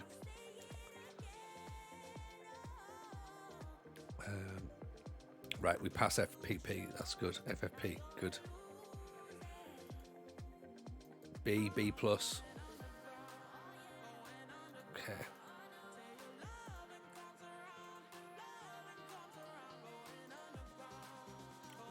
Jen would never forget. No, he probably wouldn't actually, would he? He's like that, isn't he? Atare, welcome in. Appreciate the follow. Appreciate you being in. Sorry, first time in. Like to ask me something. Well, go ahead. Whether we respond or whether, you know, let's see what you're asking. Let's see what you're asking, shall we?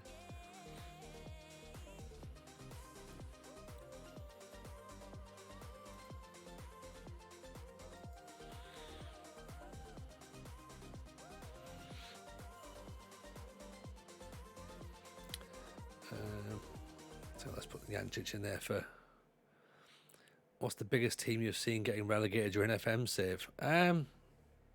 Well, relegated to where? That's the question. Because the thing is, I've only played this one save this season, so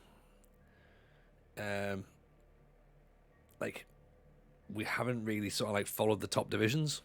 Like we're only in the Championship now, so we've not really been keeping our eyes peeled on the Premiership or anything. So I'm sure there is some big teams. I mean, obviously Everton get relegated. They're in the Championship this season with us. Leeds, of course, are down here as well. So I'm not entirely sure. Some people in the chat might have an answer for you as to who they've seen. So yeah, let Atare know who you've seen get relegated. Can't believe TJ passed FFB. We were all nervous. Passed it for now. I mean, let's not be too hasty and thinking it's going to happen again. You know, I'm going to play Damjanovic up front. See if that works. I've seen Spurs go down. I've heard a couple of people say Spurs go down, actually.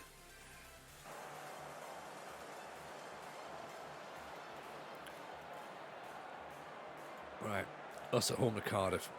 Come on. We've seen Arsenal drop to League 2. Really rich. Oh, it was an old FM10 save. Okay. I didn't think I managed Arsenal for that long. Right. So Cardiff, of course, way above us. Well, it's how with an effort. Tipped over the top. It's a fairly full Selhurst Park, not capacity, obviously. But Militao just dragging the ball out of the pitch. Oxford at the Vanarama was pretty major. Yeah, it probably is actually, because don't they start in League One, I suppose, the close, yeah. And yeah, then we picked them up in the Vanarama National, didn't we? Got them back up there. Got them back to League One. Gumbau, Owen, Sarah. Jancic up to Volofsky. Owen, Militao. Damjanovic. Vajovsky. Thinks about it. Pulls it back. What on earth are we doing there? Oh!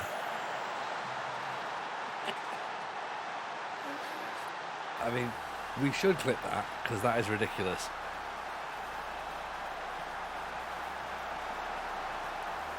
What on earth has happened there? Yeah, get a clip on that, please. That's quite spectacular. Like, at first, I'm like, what's Damjanovic doing, laying the ball off? And then it's like, because we're gonna kick it off another player. That's why. Any goal's a goal, absolutely. This is how we play now. Like now it's just right, hit the ball off another lad, right? See if that works. If you're aiming for the goal, you're doing it wrong. You know, when you fire a gun and like the sight's slightly off. This is how I want the players to think. That's the TJ way right there. Yeah, goal of the season contender. Tau, Owen, Damjanovic in for Owen. Oh. Keeper's down, saves it nicely. But look, see, this is the inconsistency of the team. I mean, we weren't necessarily down and out in our last match with Derby. I mean, we destroyed them in the second half. Couldn't break the deadlock somehow. Conceded from a corner, obviously lost 1-0. But this is a much better start to the first half against Cardiff. He says as we concede a free kick. Pick the bottom of the net now, shall we? Oof. Ooh. A few years ago, my club used to have a wacky free kick routine that became known as the Weasel. It'd be a good name for the kick-off, for the kick it off another player tactic. That's quite good, actually, yeah. Or the pinball. Call it the, what's the, oh, Rich Owens, 22 months. Thank you, Rich. Wonderful, wonderful human being. 22 months, you know what I mean? Look at that. We've only been friends for 20 months. It's been lovely. Oh, the kingpin. That's what I was trying to call it. Good bow. Levski. Owen. Good effort.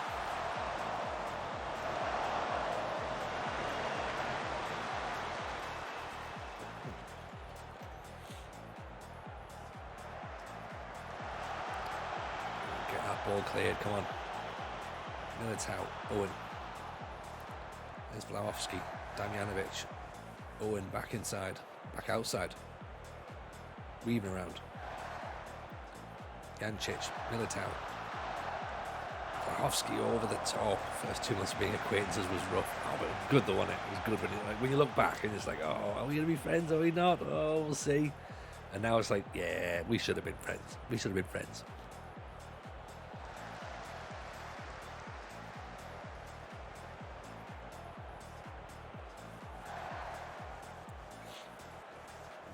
As I say, if you're not following Rich, he's about to start a Scandinavian triple crown, I believe. So definitely keep your eyes out for that. There's Damjanovic. Speaking of Scandinavians, almost scores. Wrexham in League 2 now in real life, so I think TJ has a chance to win the league. See, all we need to do is a film star and a TV star to invest in the team, and we're fine. If we had multi-millionaires in charge of East Fife, we'd have been alright. Totally been fine. Turan makes it 2-0.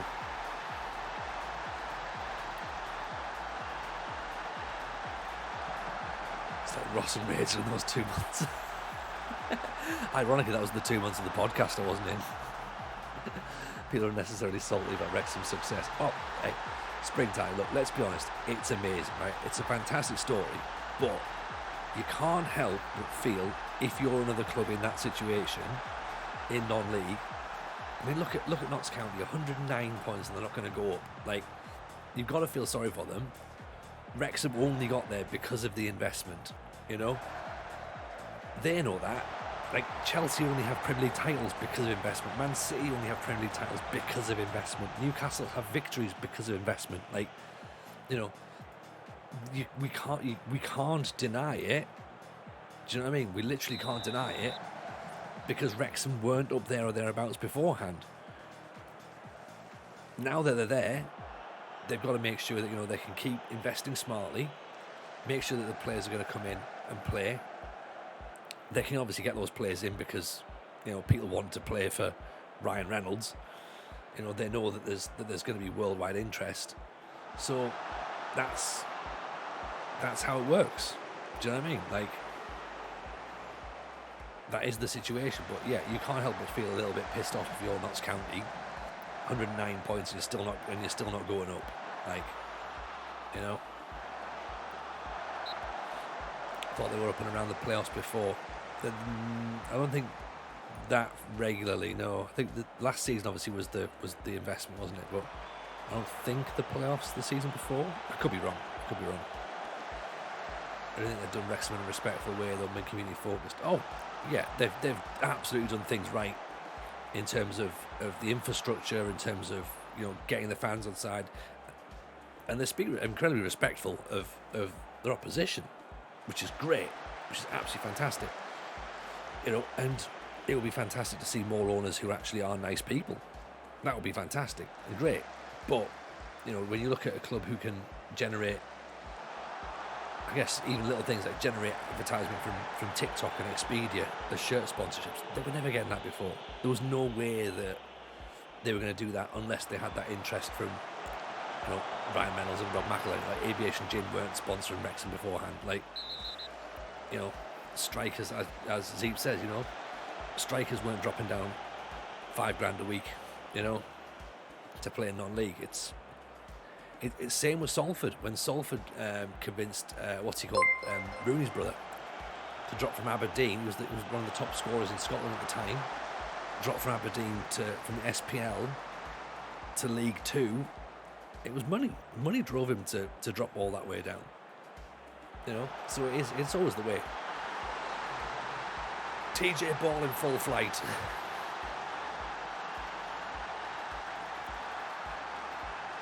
This is what we're talking. This is the kind of football we should be playing. Lugette with the ball forward. Defender gets nowhere near it. Clip this one. That's the first touch and then bang. Fans at every level hit the new money bag side. It's no different for Wrexham, really. Yeah. Remember when Sol Campbell signed for Notts County? Yeah. And they had a whole bunch of money turn up as well. Sven-Goran Eriksson was there. Everyone hated that. Everyone hates it when it's not their club, because there's a, you know, football is tainted with jealousy. Of course it is. Flipper in with a sub as well. Thank you, Flipper. Very, very kind indeed. Via Prime. Appreciate the support there. A lot of good things done for Wrexham in the National League's highlight football in that league. I'd be surprised if teams haven't seen an attendance boost. And the question is going to be, though, Barton, is are they going to see that attendance boost next season when Wrexham aren't in the league?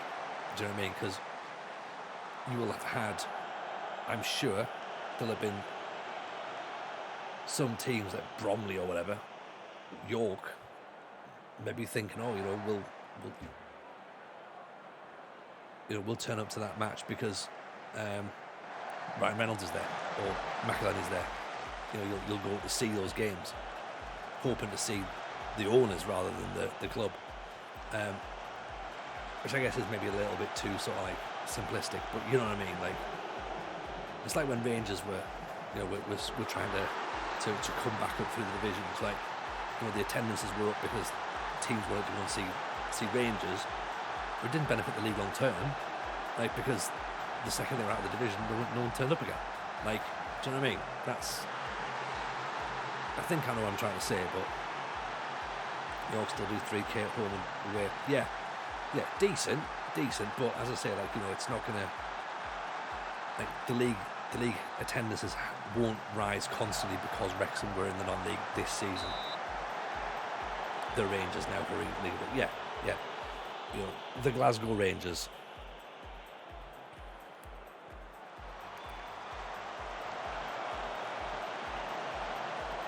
It's the supporters, not just investors. Can't really compare it to Newcastle. Oh well, You can't compare anybody to Newcastle.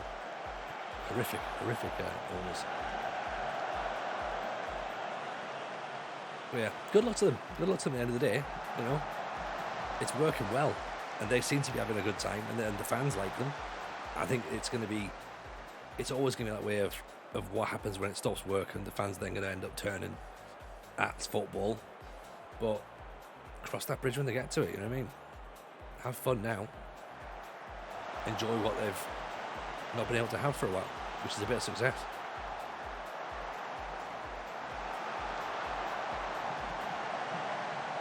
But then again, they are having friendlies against Man United and Chelsea in pre-season. It's like, would you have got that season before? Maybe not. People go and watch the big club in the lower league. It's a fun day out watching them. Will that continue when the clubs are in a high division and struggling against bigger clubs? Yeah, exactly. Enjoy the ride while it's running. There's the thing, Barton. Get on the train while you can. You know, every club's had an owner where it's looked exciting. Push down the human rights abuse and enjoy the signings. Well, I have spoken many, many times about the Newcastle takeover Springside. Many times indeed. In fact, it's part of the reason I don't watch Premier League football. Part of the reason. You know, I lost many, many friends. You know, it helps the fact that I'm a Sunderland fan, but you know, at the time I was Villa, and I've still managed to walk away from things, you know, just because I'm looking at that going, nah, not for me.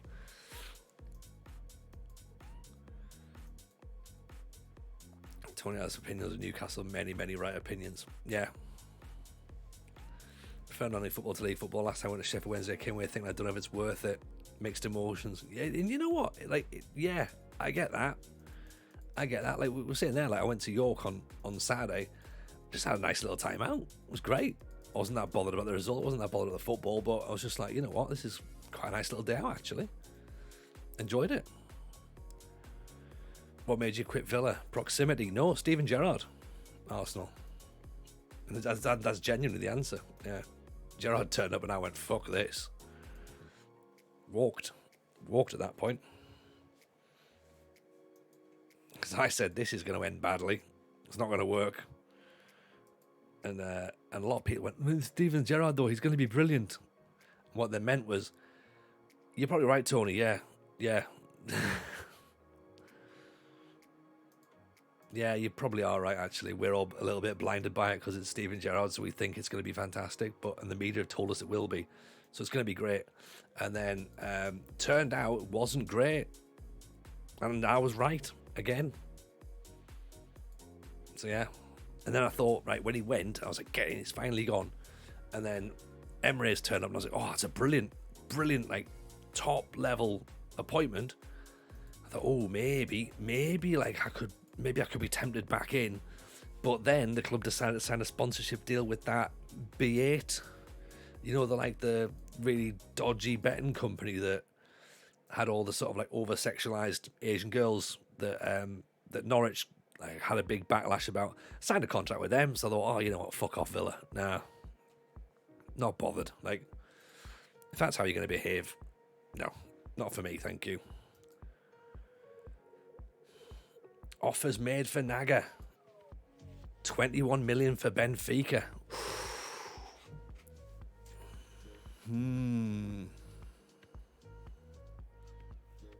They want us to pay some of his wages? I mean, I don't know about that. Feels a bit off, doesn't it? Man, I didn't love going. I think I'd go back to Sheffield Wednesday, usually a 7-hour, £100 minimum. Oof, it's a lot of money, isn't it? Go down the road, watch a team play nice football, spend 20 quid. I think that's the thing. I think when you look at the cost of it, it's just stupid. It's absolutely stupid. This lad's very, very interested in terms, is he? Can we swap him for a Benfica talent? Well, we can maybe get this lad in, this Golubovic, who's now wanted by 13 clubs: Forest, Parma, Everton, Blackburn. 45 grand a week. I mean, he's scoring goals. Do we put big money in for him? Get by and pay some of the wages. How do I do that? Because I think I'm already in the deal, aren't I? So how do we get the selling team to pay some of his wages? Probably can't now, can we?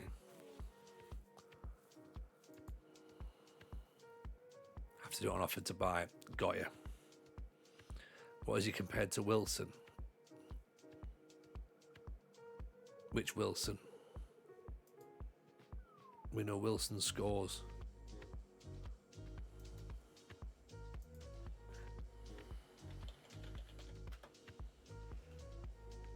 Wilson. Oh, the lad that plays at... Oh, the lad at Preston. For some reason I thought it was the lad at Ipswich. Rory Wilson. There we go.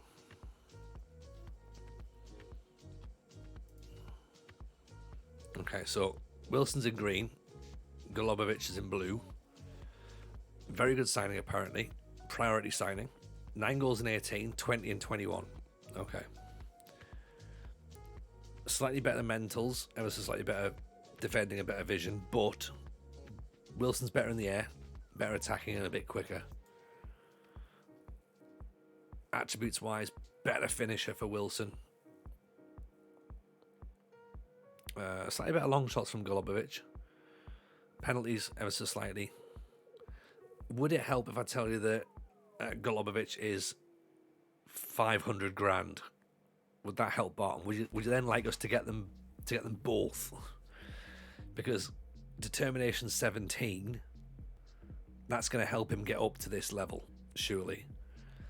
Composure 16-13, acceleration 16-15. Like, if Naga's going, we're going to have to get 2 strikers, aren't we? He's 29, remember, Rory Wilson. So he's 2-footed. You can't see behind my head, but fairly strong and very strong for both feet. Golubovic can grow, but how long are we here? That's a good question, actually. Golubovic and Ward in the van.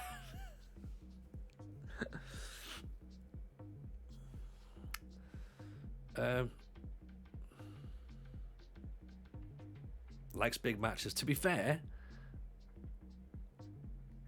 who can hit the ground running? That's a good point. That's a good point.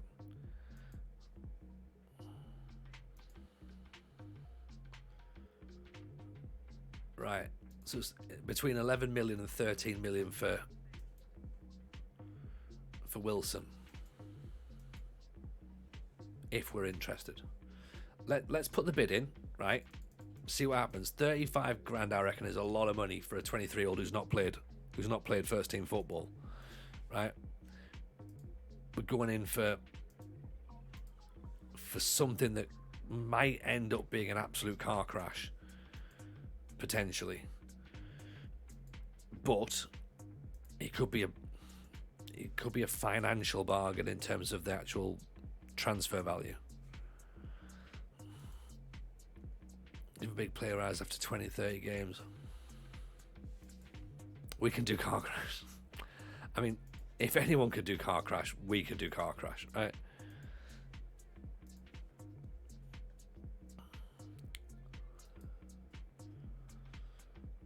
Match tactics, match practice, change the teamwork.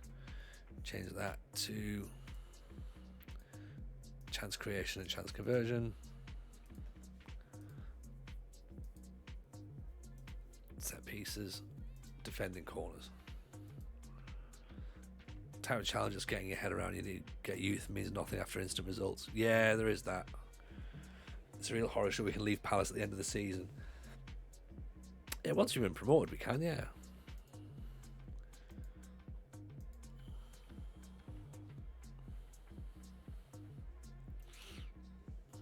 Need to get promoted. That's the thing.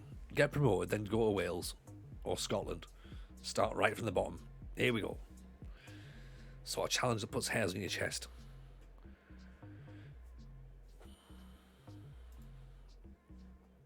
I do think you're right, though. I think we've got too many B options at the club.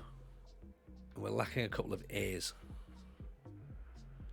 Vajovski's out for 5 weeks now. Everyone's just when you get one step ahead, it's 2 steps back, isn't it?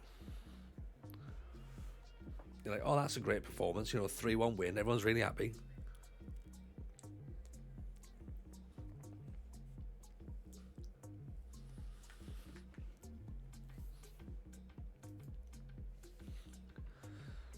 Damjanovic is injured as well.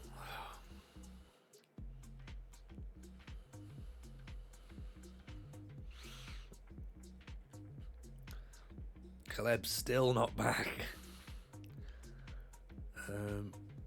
Let's go with Scutellas up front. Let's put McBride out on the wing.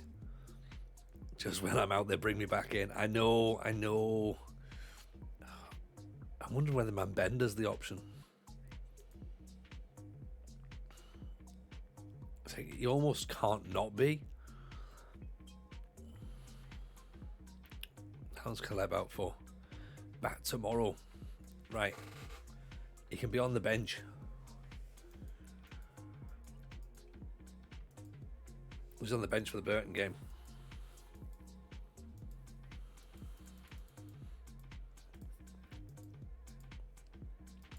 And then who's next? Away at Bournemouth. Oh. Let's see. Flash forward, Tony's in his 7th trophyless season. Affin Lido.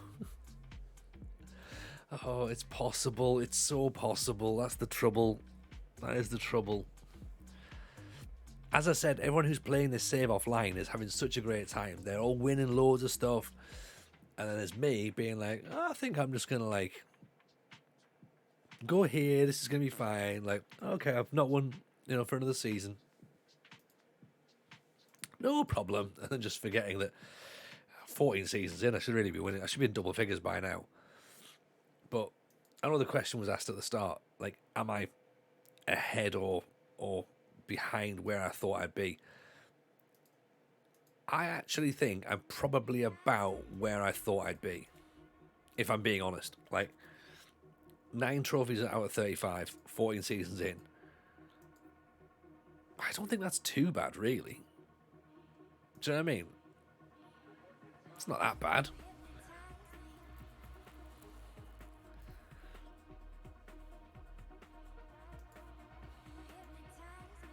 That's pretty good, actually. There's only been, two teams we haven't won anything with, is there? Portadown and East Fife. 2 clubs we haven't won. Do you know what I mean? We'll take that. Basically, you can do Carabao FA Cup with the same team we do in the Premier League. Yeah, exactly. We can technically do the Papa John's Trophy with the Premier League under-21s side as well. Although we'd prefer to do it we would have preferred to do it with a League One. We set East Fife up for promotion. We banked on that them being relegated. That's the problem.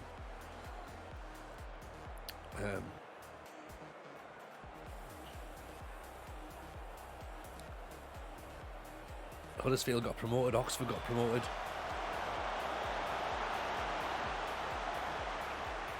Banbridge obviously got promoted. We can go back and finish the save off with them. So we've definitely got things we can do. There's been some successes. Been a couple of bits of frustration, but overall, I think the save's been pretty successful.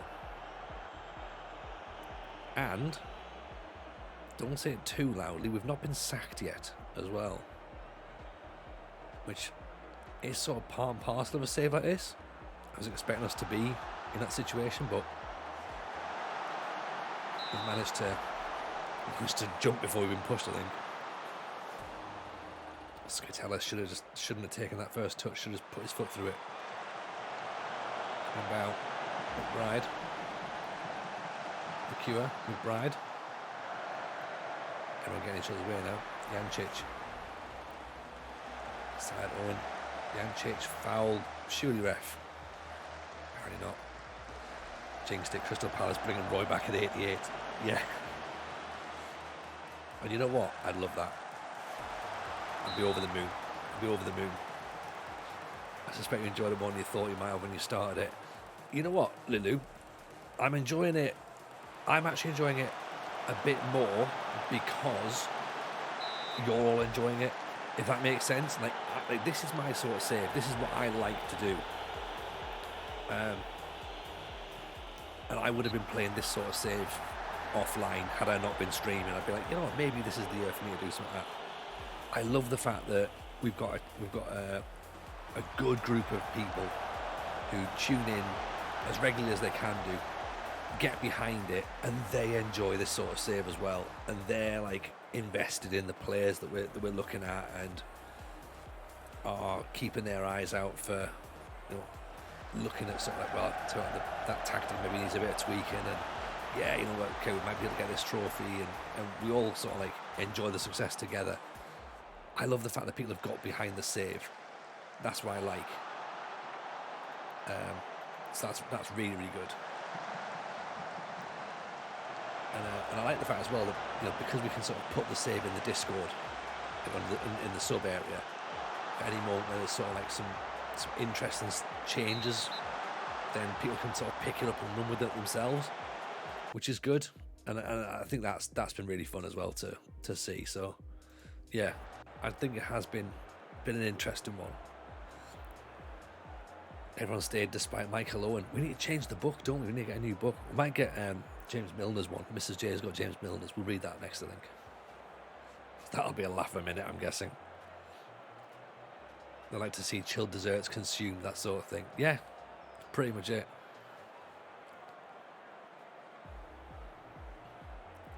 I find just staying at one club bores me. It can, Jay. I think that, I guess it depends on what that club is and what the objective of that club is. Like when we were at Oxford, I was like, I don't really feel like we should leave just yet. I feel like there's more we can do. Forgetting that the nature of this save is sometimes it's just to hop around and try and put ourselves in a better position to win a trophy the following season. Like, I don't mind staying, but I think that we have to be looking to build something. I feel like we tell stories, and I feel like this has been a proper story save, and we have got those little sort of like in jokes, those little characters, like, you know, Wardy, for example. Like, you know, we all know who Wardy is, we all know who DJ Pedro is, and Scott O'Neill, poor Scott O'Neill.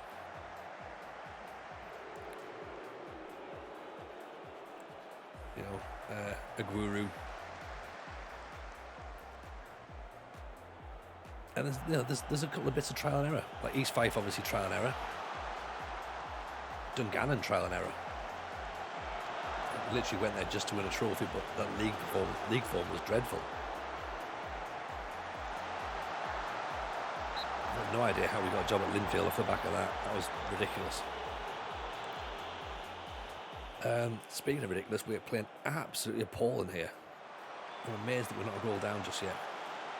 I don't really think we've actually done anything. No shots on target from either side, but just awful football. Still 2 points behind Preston. Goals are what's needed, isn't it? They're hard to come by.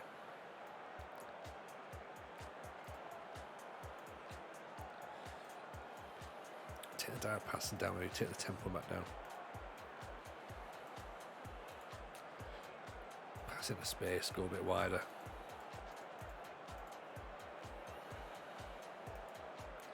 Drop that line, but press a bit more.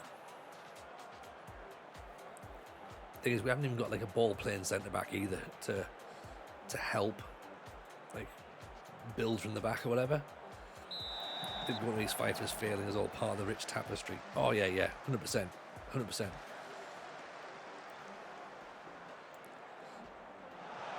the whole thing with the East Fife thing was how we like plummeted to nearly get relegated, and then got offered a new contract to stay. And we're like, that's stupid. Then, of course, the next season we got offered an interview at Derby, and we're like, this makes no sense. This makes no sense. So it was almost like the universe was just going, we'll get you out of Scotland, Tony, don't worry. Like, you shouldn't be here right now. This is not the right place for you. This is the wrong time. Come back later. But just remember that you are going to have to be here at some point. If you're one of the top clubs in the world where everything with the first couple of years, I tend to zone out. If it's a lower league club, I like to see how the club progresses throughout the seasons. Jay, like, yes, absolutely. Like, I love the fact that in these saves, somebody asked about it a little while ago, saying, oh, you know, do you like it when you get 20 seasons in and you don't know anybody? I'm like, this is when the save comes to life. Like, this is fantastic. Needs to be a little bit less player look and get interviews, to be honest. Yeah, you know, we get it, we get that, but I guess you've also got to turn up and actually do the interview.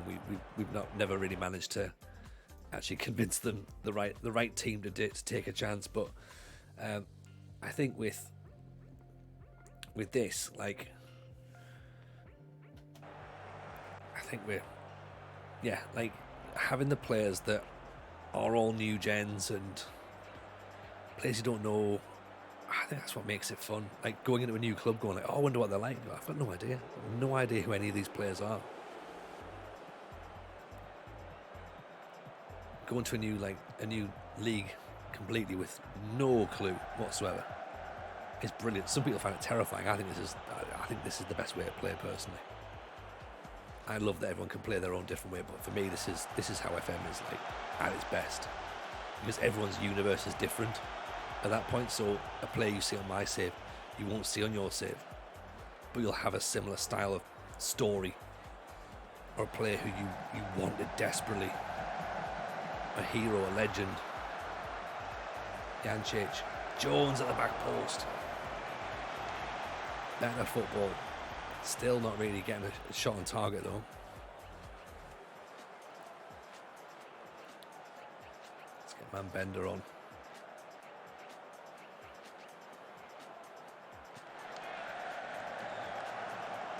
There's Man Bender. Also the back seating sign Arda Gula. Stuff slows you down. Yeah. Like, it's just a bit boring, isn't it? Like, we've even said as well, we're at the situation where there are still players who are still in the game, of course, who would be good players, and it's like, I've sort of sat and went, I'd rather not sign the players that everyone will sign and we know end up being good. Oh, come on. Referee. I'd rather still take that chance on someone that we don't know or isn't real. You know?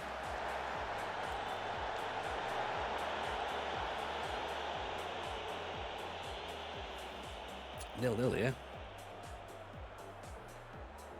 It's going to end up being a draw, potentially. 3 points behind Cardiff.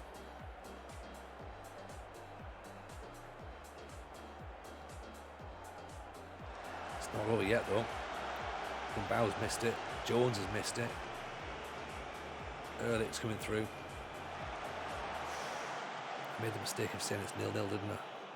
Oh, Jesus, what are we doing?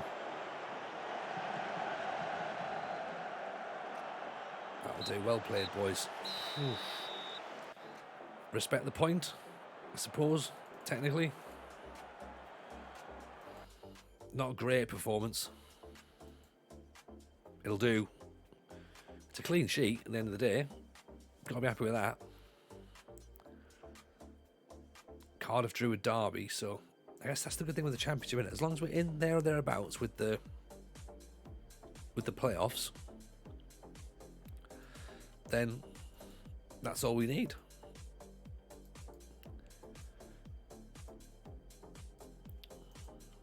No, if Naga ends up going in the transfer window, so be it.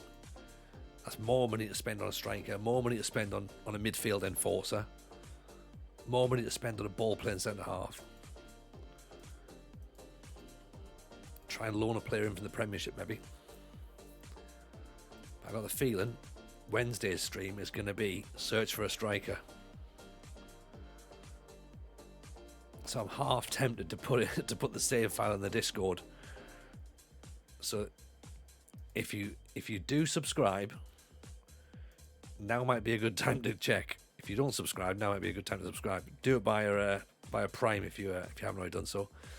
Yeah, Spurs are our parent club, which is where we've got the link, the idea for Luke Young. But the thing is, they still want 85 grand a week wages for him. And I don't know. I just don't know. Like, he might be good enough. He might well be good enough. What are we doing for that? How much is it? 21 million quid for Naga? Are we turning it down? We'll turn that one down for a start because it's not very good. Yeah, we're not paying extra money. Although who've Benfica got that we can have in replacement? Well, they obviously haven't got a striker. That's why they're trying to buy ours. My hat is firmly hung on Wilson. I think Wilson's a good shout. I think Wilson is a good shout, to be honest. It destabilises someone else in the league as well, which I quite like. I'm taking that money, 5 million up front. They got Mendes off us as well.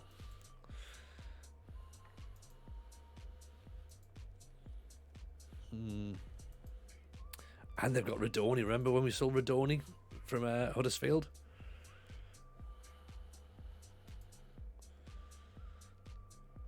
Mackenzie Cars. Right. Are we selling him to Benfica then? 21 million up front. We're paying 9 grand of his wages. They're giving us 5 mil. We get 90% of a transfer fee. So we should be looking at least 50 mil in the budget at that point. Gone. See what happens. He's not doing it, is he? That's the thing.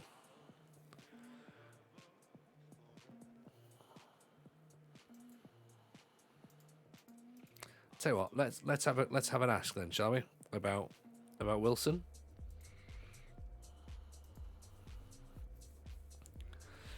Because to be fair, 17 goals out of 18 games, it's like it's a no-brainer, isn't it? Really, he's getting goals in the league. Can he run the line on his own? About to find out.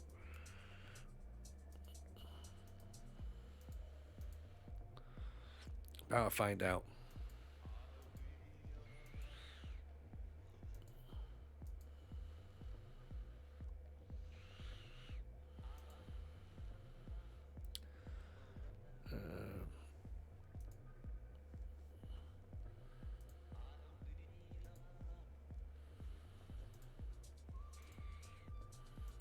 Left back, winger, Corvalan. How's he worked out actually? 15 and 12.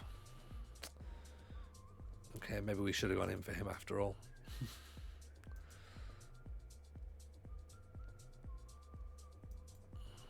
Yeah, remember we weren't convinced about him.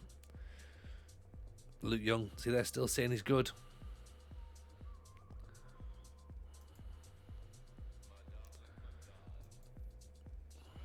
Sankovic.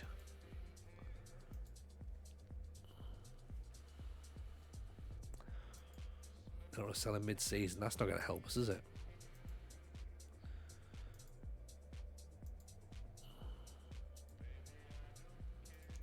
Let's get the draw for the FA Cup. Who have we got? Who have we got? Drum rolls. Cambridge. Got Bristol Rovers, I think. Crystal Palace will play Bristol Rovers or Hull. Also, we got this lad in as well from Dortmund, who's like, we could probably try 15 acceleration. Composure's reasonable. Finishing's fine. We can stick him on the bench as well, I guess. See how he gets on, but I don't think he's the starting striker, is he? He was always designed to be striker number 2.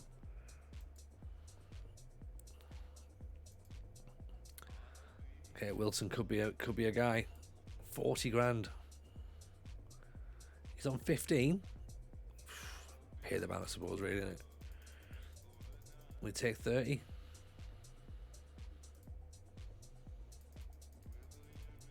$35. 3-year contract for a 29-year-old. We're not here for a while, are we? Do you know what I mean?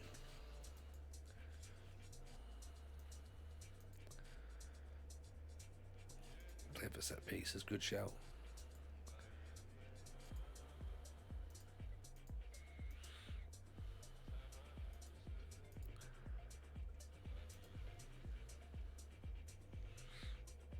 Right, Caleb's back. So, 45 minutes of action for Caleb. Start him up front or start him on the wing? Higher tempo. Thing is, we're giving the ball away a lot, so I like to kind of have the tempo a little bit slower, but I understand what you mean though about keep it higher, so at least we can move the ball quickly. Let's put Kroll on the bench actually.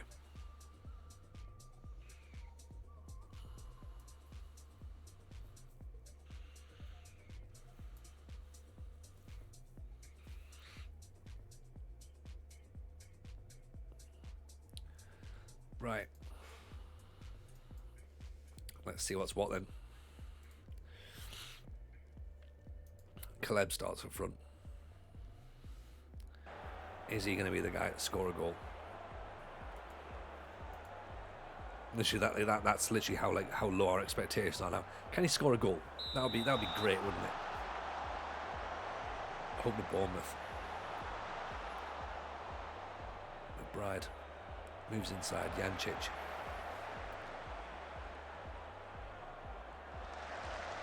all the way back to Luzek.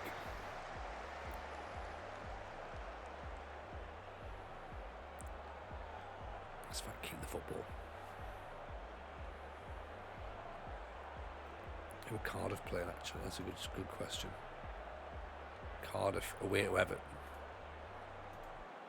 So they're thereabouts, so that could be quite handy for us then. We don't really want Everton to win, but we also don't want Cardiff to win, so the draw would be nice. Caleb was working well behind the four at the start of the season. He was good in that number 10, which, means we might have to go back to 4-2-3-1. So however long we've persisted with 4-3-3, we might have to go back to 4-2-3-1, which if we end up with Wilson might be, might actually help as well.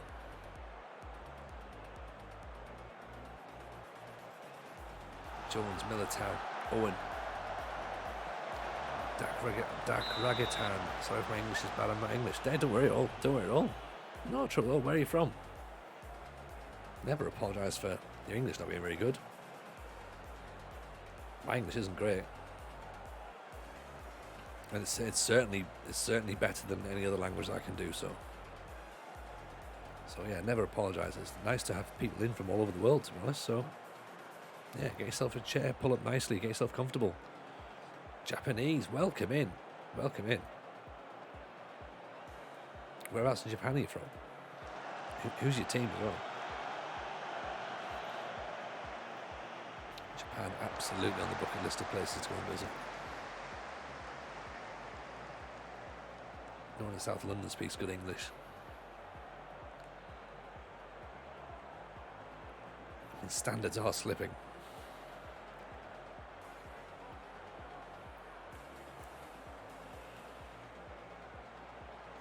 Right, it looks like Everton have taken the lead actually. Bad time, I've just sold you Japanese player.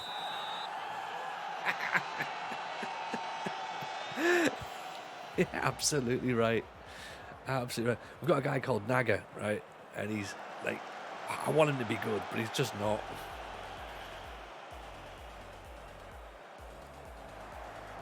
I can show you my Japan shirt though.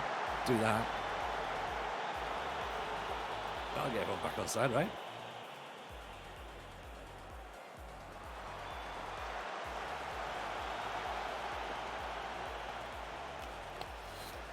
And the sushi talk, yeah, exactly. See, we're all good. Joey and Clams live in Japan for a few months in a village in Ibaraki. There's a physics research lab. Nice. As I say, like, Japan, absolutely on the places I want to go and visit. Absolutely. It's just so different to Western culture, right?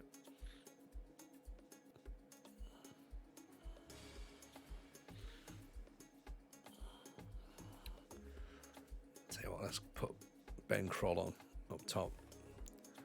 Cleb's played alright, but don't want to risk him too much. Don't want to get him injured.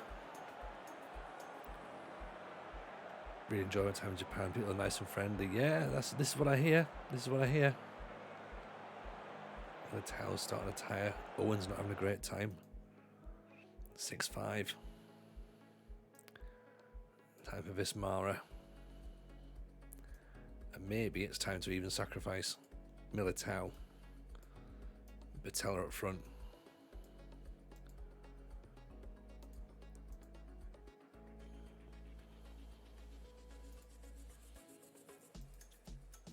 Two, 4-2-4. Let's go that. Where are Bournemouth? Bottom off the table.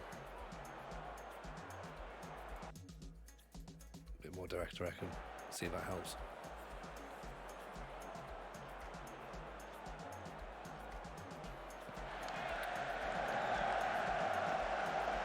Two round. Batalla gives the ball away. Kroll runs the wrong way.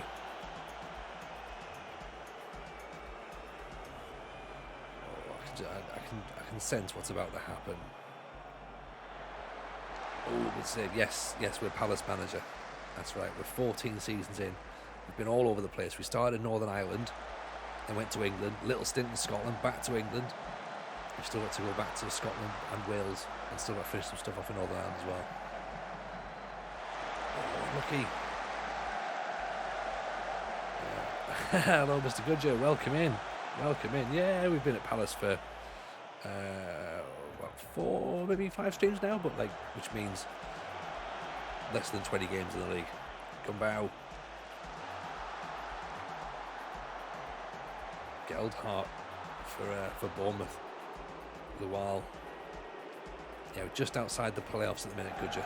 Coming up to Christmas, we need a new striker desperately. I've got a feeling that whatever we've done now is going to backfire horrendously. Batalla wins it back nicely. Then lose the ball again. Oh, here we go. Myers. Win it back, please. Good tackle. Straight the keeper.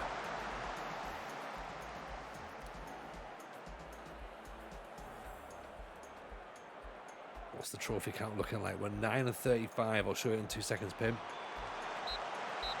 It's another 0-0. You know what? It's another clean sheet. That's how we all look at it. It's another clean sheet. Right, we'll take that. It's not the end of the world.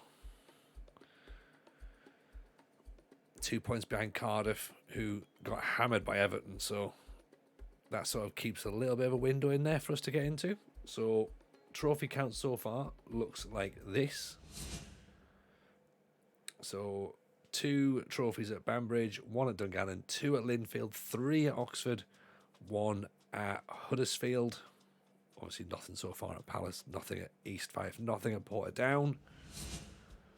This is where we are, 9-35.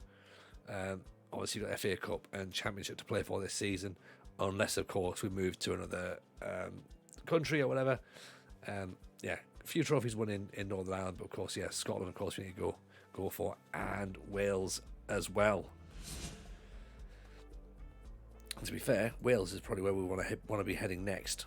Really, we keep our eyes peeled on things like TNS to see if that job ever comes up again, because that's the one we need desperately. Macomb Travels Intermediate Cup. That's a mouthful. That's the big one. That's the big one. Springtide. You win that, everyone's happy. Everyone's happy. You know what I mean? If you've not won it, have you even won anything? During the Clams away to bed. No worries, Joey. Pleasure having you in. And Dada Ragaton, appreciate the follow as well. S Brody in as well with a follow. There we go. Mourinho hasn't got that one. He hasn't, not at all. And if we do end up somehow, completing the challenge, we can always add the Republic of Ireland as well. But then again, FM24 does come out in November, so we might not have time to do all that. So Gillingham away next, then Borough, and then pretty much the Christmas period, to be honest. So yeah, quite a bit going on in our virtual world. So yeah, if this is the sort of thing you fancy, and drop a follow on it. Join the Discord as well, by the way. Come and join that. Check out the Football Manager show as well, or if you haven't already done so.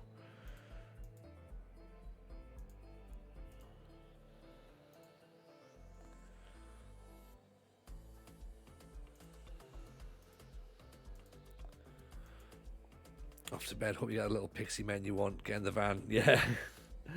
Appreciate your spring tide. Oh, hang on. We have a central midfield prospect coming through. It's an excellent intake, apparently. This is the trouble. They've got good facilities at Crystal Palace. Is that going to be enough to keep us here? No, it's not. Don't think so. Unless, of course, these players are absolute worldy player, which I don't think they are. Well, we've got a good youngster in the reserves as well that we can bring in, but Golubovic as well has come in. There we go. 650 grand for him. He's not too expensive. He might work out all right, and even if he doesn't, he's not cost us a lot. So if it's shit, isn't a major issue.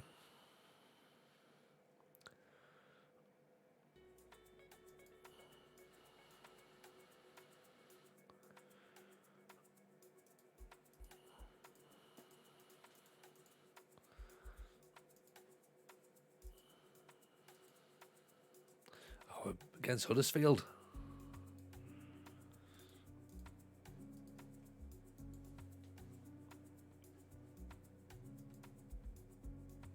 Oh, it's Joe White who's it's Joe White who's Wilson's in. There we go. So two strikers. Rory Wilson comes through, and Golubovic.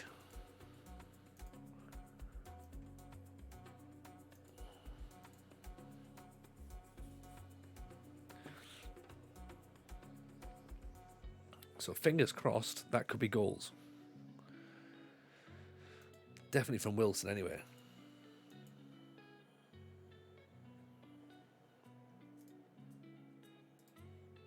What's his acceleration? Acceleration 16 as well, actually. So you know what? And he's out for 3 weeks. Brilliant.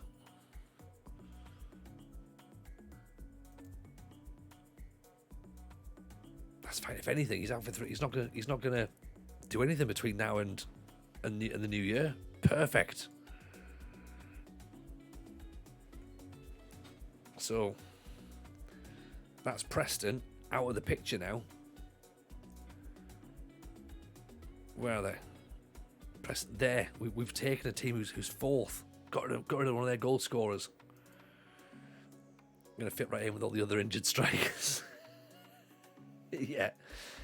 I like Zeep's idea that he's going to put his feet up and ease himself back in. But you're right. If you're going to join us, you've got to at least get used to being injured a little bit. Otherwise, what's the point? I feel like we should play Angel, but he does tend to get sent off a lot.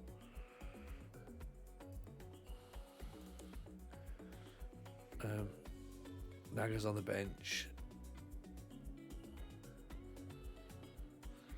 Keep Caleb on.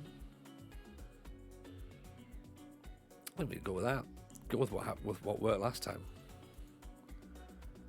Eden One Club Champ, how are you, buddy? Welcome in. Welcome in. Hope you're well, my man.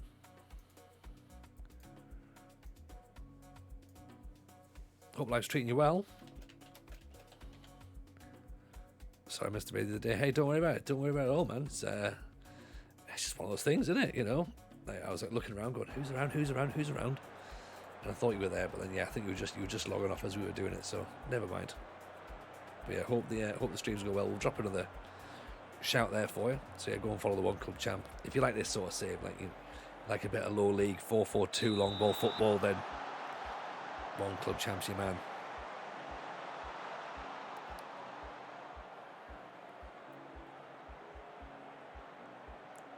Oof, Jones went flying in there.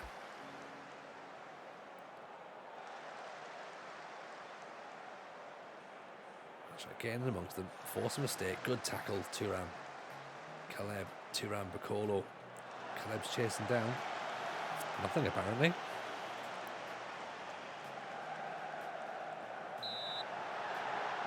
Decent. Oh no. How's he off after 3 minutes? What's he done? Fucking hell.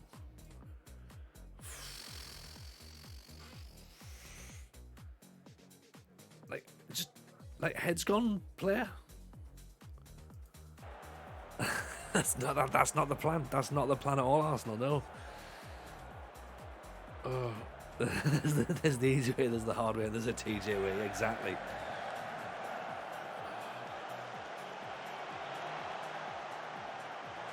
Like, how was 3 minutes? He's got himself a yellow card and then went and handballed as well. Have some trifle. Yeah, probably right, aren't you?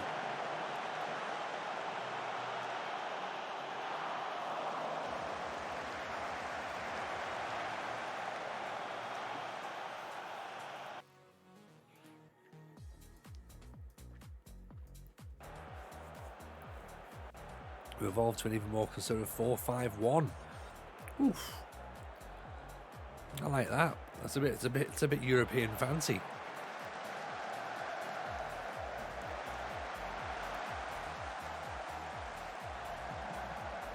Bacolo.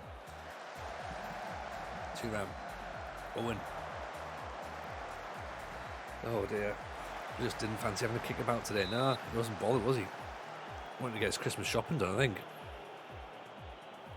Too fancy if you're like it. It is a little bit, innit? It's like it feels a little bit like total football 4-5-1 really.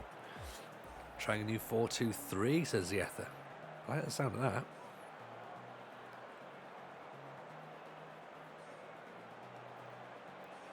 That's what we're trying to do, isn't it?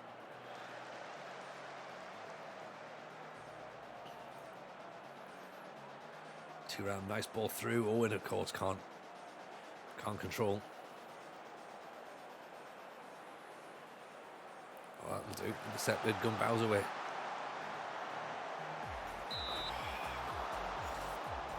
Owen's not quite been at the races, has he, in this match? Secret Tony has a try when it goes wrong, and Jack has a yogurt. I think that's it. I think it seems to be the way for a streamer to have some sort of dairy-based product to hand at all times.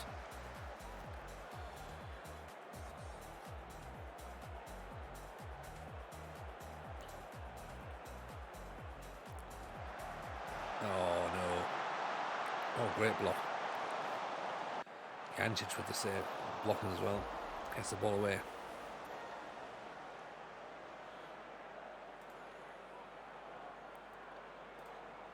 Change the wing back to full back as well, actually, I think.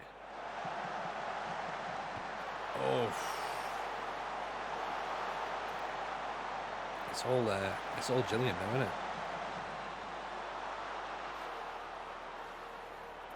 So what do? Do I regroup and then look to hit on the counter? Ball through, there's Caleb. Looking for an option, no one's there. Up to 32 followers, nice. Good work, man. That's what it's all about, you know what I mean? Like, it's slow build up, that's what it needs to be. You know, there's no rush for anything, is there? Like, just take your time, build up nicely, and then you're away.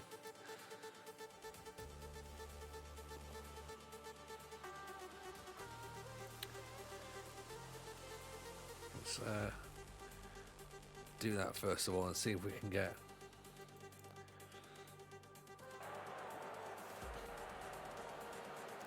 I wonder whether we drop Thuram and Owen back a little bit.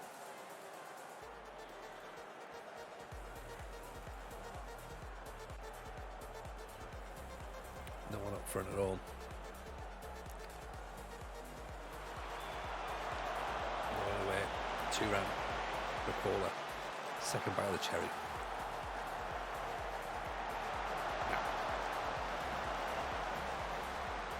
Set the right side is on attack.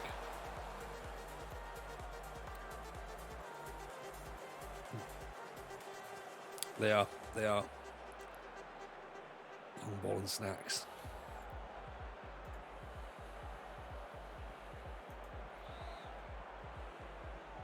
Thing is, he needs to be on attack. He actually needs to be there, really.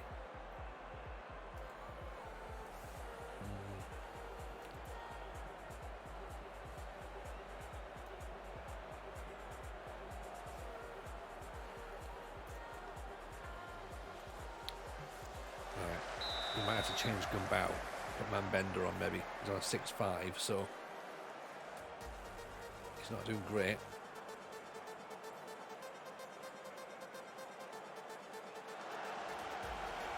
Thuram launches it down the line. No one's there though, sadly.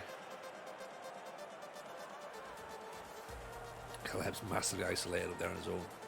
Could drop Thuram here, put Bismar there. Could go to a diamond actually.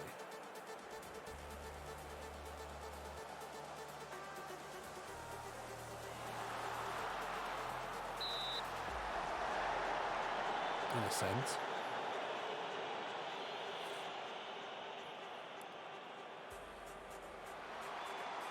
Although at the minute, we're looking like we're just going to have to try and hang on against Gillingham. Only a point behind Cardiff again though, so that's not too bad. Dropping Encourage out there. 64% possession, so at least we're not letting them have the ball. Come on, Gillingham, says WPG guy. Yeah. Mate, you're up against, you're playing 10-man Crystal Palace. We went down to 10 men after only 3 minutes. Crazy to think that. But yeah, that's where we are.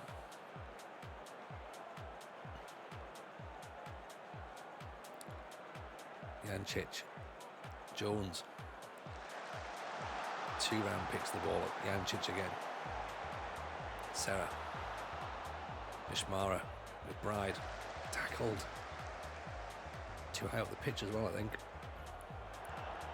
By McColo, Serra. Oh, hang on, Bender's through. Caleb. Oh, so close.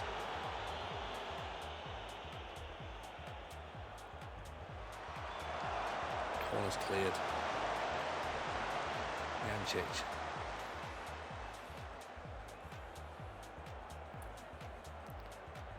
We're just about hanging in there, aren't we? A couple of opportunities where it's like, can we just about make something happen? Not quite.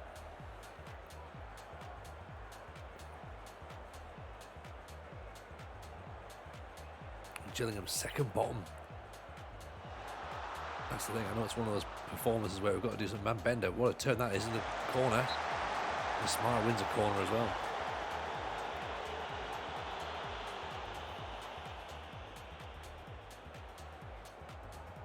Bacola, come on, onto someone's head. Keeper saved that nicely. Well held by Flavel.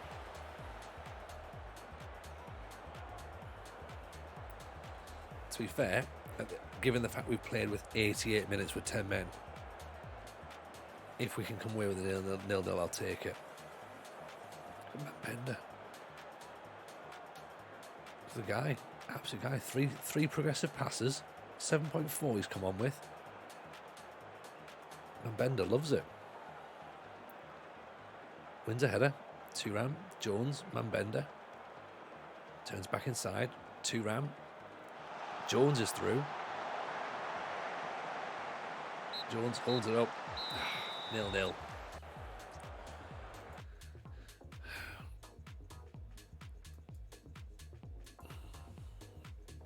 Respect the point, trust the process, you know, all those things we say all the time. Cardiff lost to Stoke. Draw specialists. Middlesbrough next. Top of the table. Without the cure.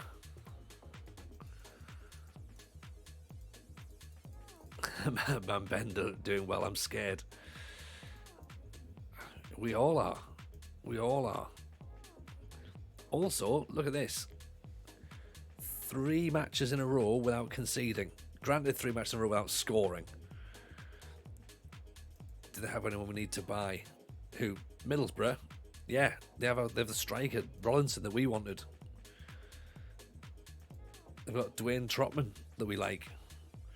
Can't afford him though.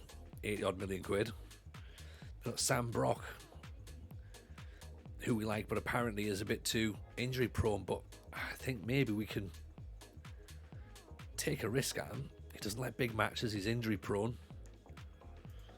I mean, he's Jonathan Woodgate is what he is. Get a bit more trifle down us just before the Middlesbrough game. I think we need to, don't we? And like how Banana Man has to have a banana, and like, you know, Popeye has his spinach and that. We just have a, you know, we have a bit of trifle.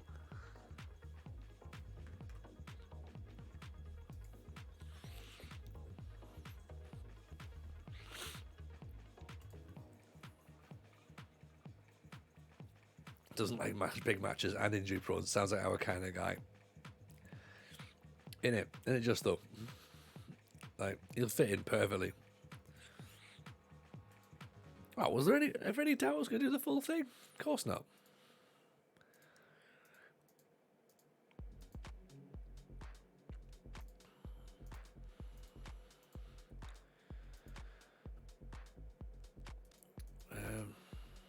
Let's do we need chance creation and chance conversion, and maybe look at ball distribution as well, actually, and transitional play, distribution, retention and transitional play.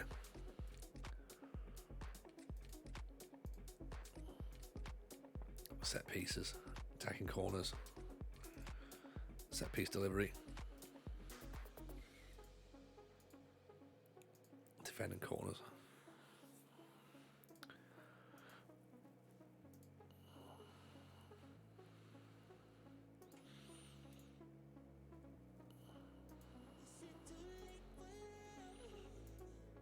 Try that. It's quite a heavy week of training, but hopefully that should get us back in. Missing the podcast, any idea when it's coming back, or can anyone recommend a podcast? Well, I can't tell you exactly when it's coming back, but it is coming back in some point. One Club Champ. It's been a shame, yeah, we're missing it as well, to be honest, getting it done, but there's a few bits and pieces we need to try and sort out behind the scenes, but hopefully it'll be coming back relatively soon. If you haven't got the Football Manager show, if you haven't listened to it at all, go back and listen to that first one. Do that. Get yourself all caught up. But if you have listened to it all, then I would recommend going and listening to Football Manager Therapy, or listen to 5-Star Potential, which I think we've got as well. Have we 5-star? No, we haven't got 5 stars there. Let me get that link for you. But yeah, Football Manager Therapy and 5-Star, both awesome Football Manager podcasts, so get on them as well. You'll love them both.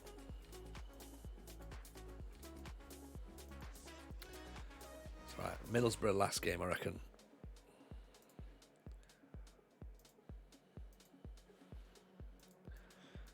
Facing top of the table. Naga's on his way out. £15 million can be added to the transfer kitty. So that basically covers Wilson, which means we've still got about 38 million quid left to spend. So still cash in the bank to strengthen the team. try and push on to get promoted.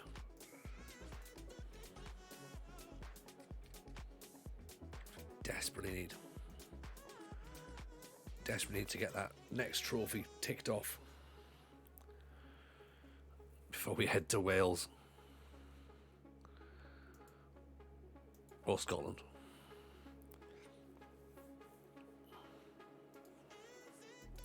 Because I don't think we're going straight into a Premiership winner's job. Sad to see Naga go. I'm sure we'll talk about re-signing him every window from now on.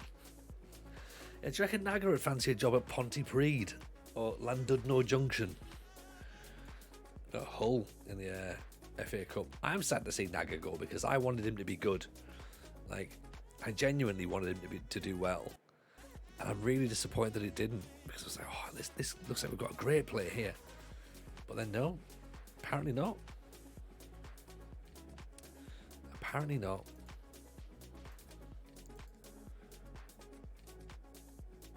Daniel Kelly, 9 million quid.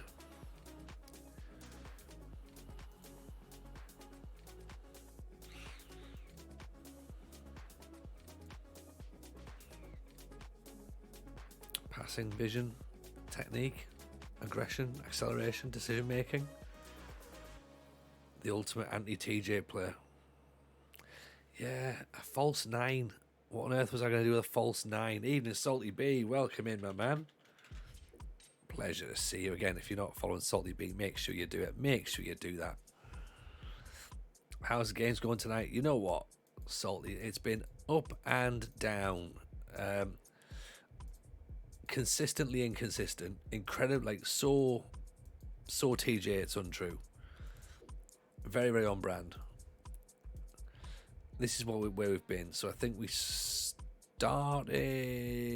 Where do we start tonight? Charlton? 3-0 against Charlton. Brilliant. 3-1 defeat against Leeds. Fine, they were top of the table. 1-0 defeat against Derby. Shit. 3-1 win against Cardiff. Excellent. 3-0-0s. Like, just get in. Now we face top of the table Middlesbrough. So we're trying to get the 4-3-3 working. I don't normally use a 4-3-3, so I'm trying to actually see if I can create one that does work. And this is where we are. It's sort of got bits that make it look like it should work, but then, you know, at the end of the day, it's just a bit inconsistent. So, and I'm also thinking that Mambenda's going to have to come in for Gumbau, because he's just looking. He's had a good couple of matches, and I'm worried that Mambenda is actually playing well. In fact, do we put Mambenda up top, or do we let Caleb go? Caleb's got 1 goal. Angel constantly getting criticised. Yeah.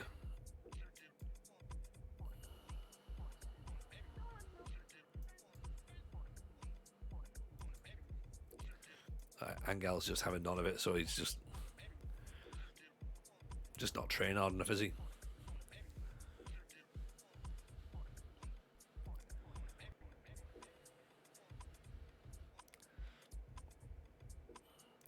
Has Caleb got 1 goal all season? Because he was injured at the start, wasn't he? That's the thing. Yeah, 1 goal. He played in the number 10 role for a little bit as well. So we have been playing him quote-unquote out of position. Well, depends upon what you think his position actually is. Because he doesn't seem to know. None of us do, actually.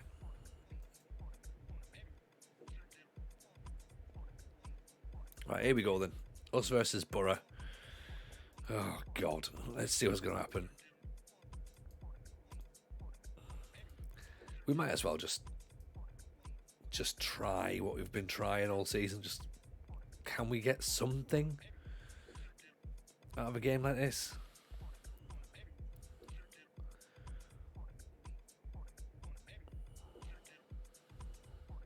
Stick Dan Yamovich up front, actually.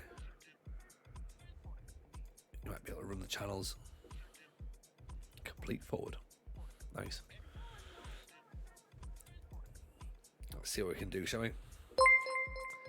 MYG, appreciate the follow. Sammy Sack, appreciate the follow as well. Very kind. Here we go then. Up against top of the table Borough. We're at home.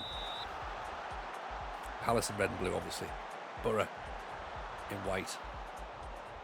Made a couple of changes. I could go for a fourth 0-0 in a row, mind. I'd be happy with that. And I'd actually class that as a victory for the stream tonight if we went 4 matches in a row 0-0. I'd be like, yeah, it's good. We've sorted the defence out. Because we've bought 2 strikers for January, so theoretically, as long as we're not conceding, then the strikers would just fix the formation themselves, right? Surely. There's logic there. I'm not sure it's sound logic or not, but there's definitely some sort of logic. Yeah.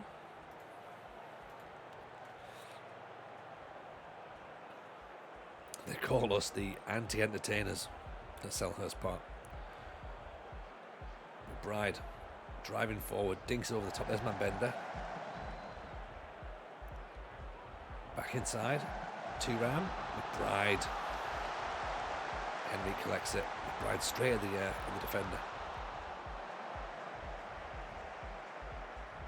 Roy Hodgson ball.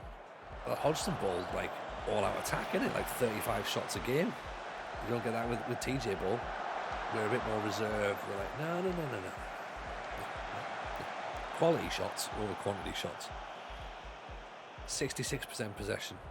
An XG of 0.37.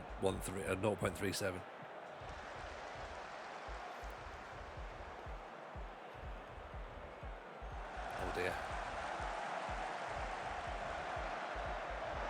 That's fine. Over the top as well. It's 3 shots on target. XG of 0.05. That's the sort of defender that we want.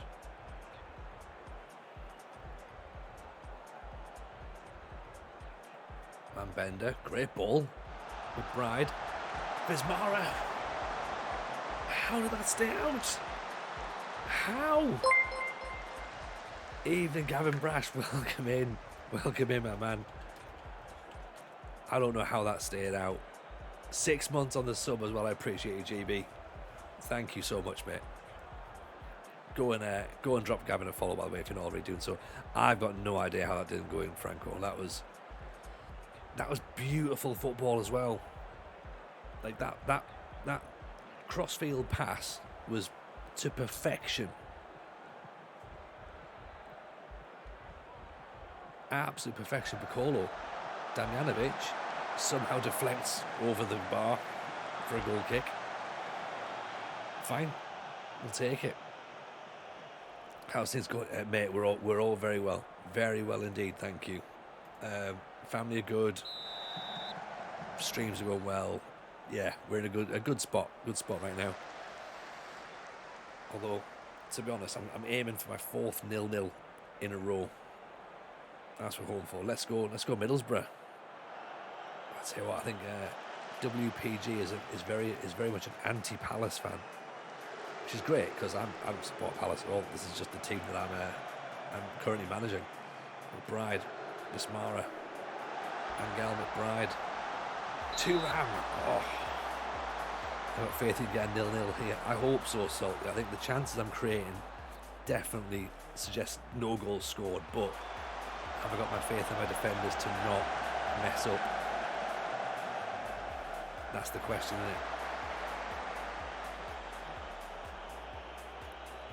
isn't it? Luzek gives the ball away.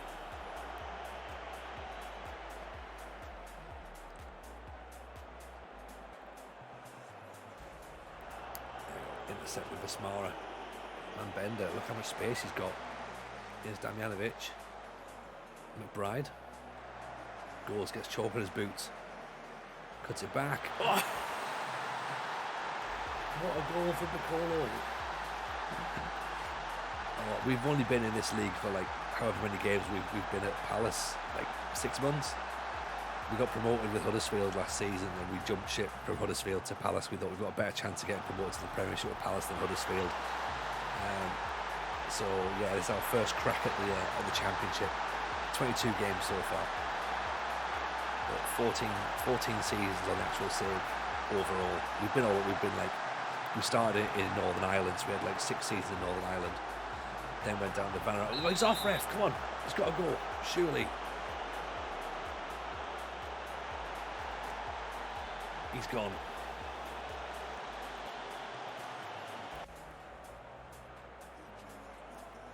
Downfall is happening. No, I think it's the other way. It's the other way around. We're starting to get ourselves moving up. We need to try and win everything in England, Scotland, and Northern Ireland. So we have to. If we can get promoted to the Premiership, that'd be great. Then I think we probably look to move on, because we can't win the Premier League straight away with Palace, and I doubt we'll win the FA Cup or the Carabao Cup with Palace next season. So we will have to start looking to like Wales or Scotland. We've still got Panorama North and South to do. We've still got a couple of things to do in Northern Ireland. McBride turns away. Ajay. Turam. Ricolo. Turam. Jones. Jancic was on the yellow card, so we don't want him getting sent off, do we? I mean, we're nudging ourselves back in. As long as we stay in the playoffs, I'll be happy with that. Automatic promotion would be perfect. We'd love that, but I'd take a playoffs, you know? Because then you've got the joy of either winning it, fantastic, or just missing out and going, hey, let's go again. Damjanovic.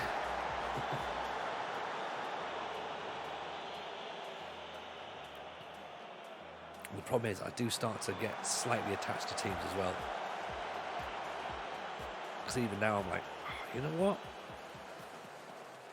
There's maybe something here with this team. Bigger trophy for winning the playoffs. Yeah, most lucrative game in football. That's what they advertise it as, isn't it? So if we win the championships playoffs, that's perfect. That's very on brand.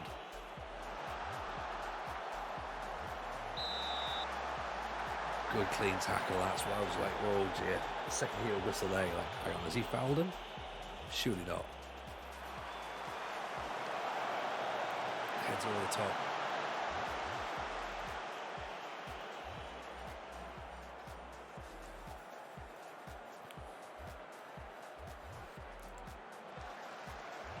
Bender, Bismara, Damjanovic.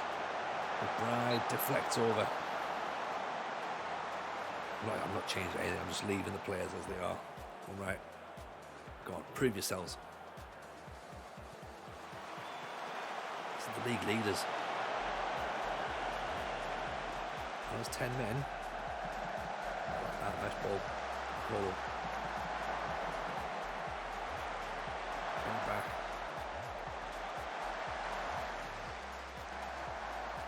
McCullough, great ball at the top. There's McBride. Just needs to get his head up a little bit, doesn't he? McCullough Jones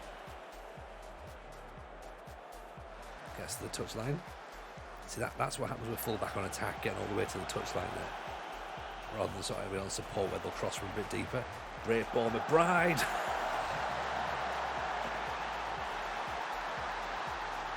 Now we're talking. Now we're talking.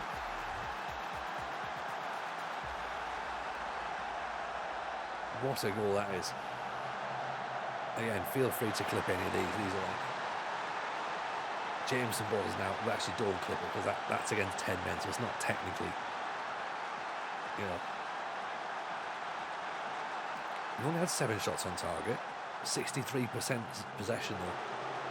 Really strikers stick them on the bench. And just make it look like we need them. So like, well, you know, if we have to play them, we've got some. Right, but if I'd rather not play them. We beat Celtic and Man United with Huddersfield. Yes, that's a very good point. That's a very good point. Oof.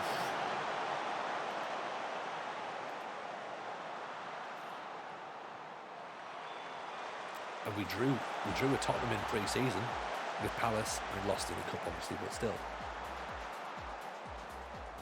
I mean, we've destroyed the league leaders here. They've not got anywhere near us, have they?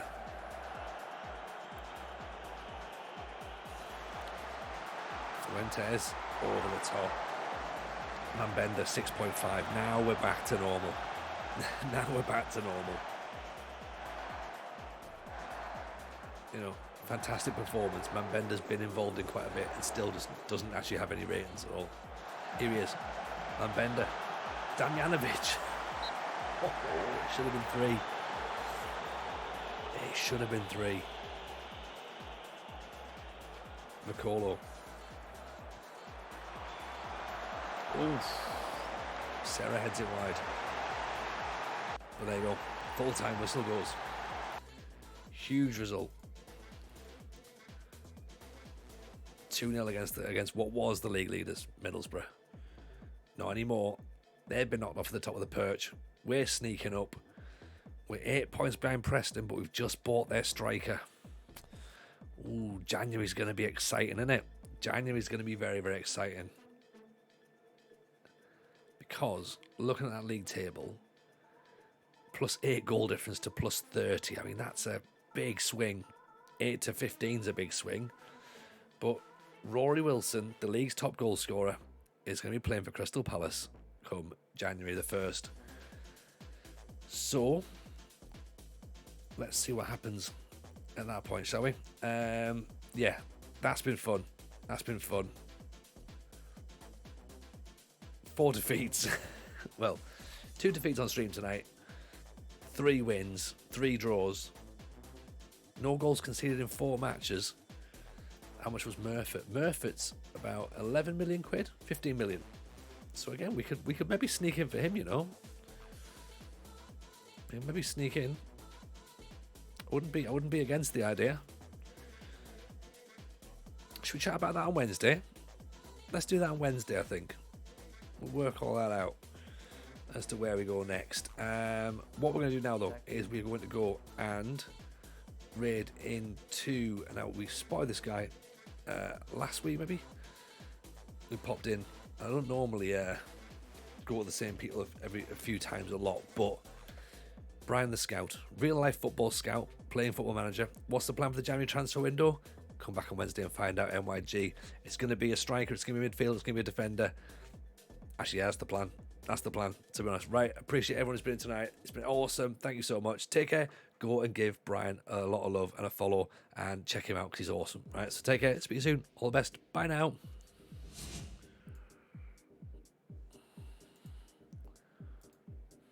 There's no big mutiny against the manager because that's a very good way to never play again. Tony Jameson, thank you very much for the raid. 44 viewers. Thank you, everyone.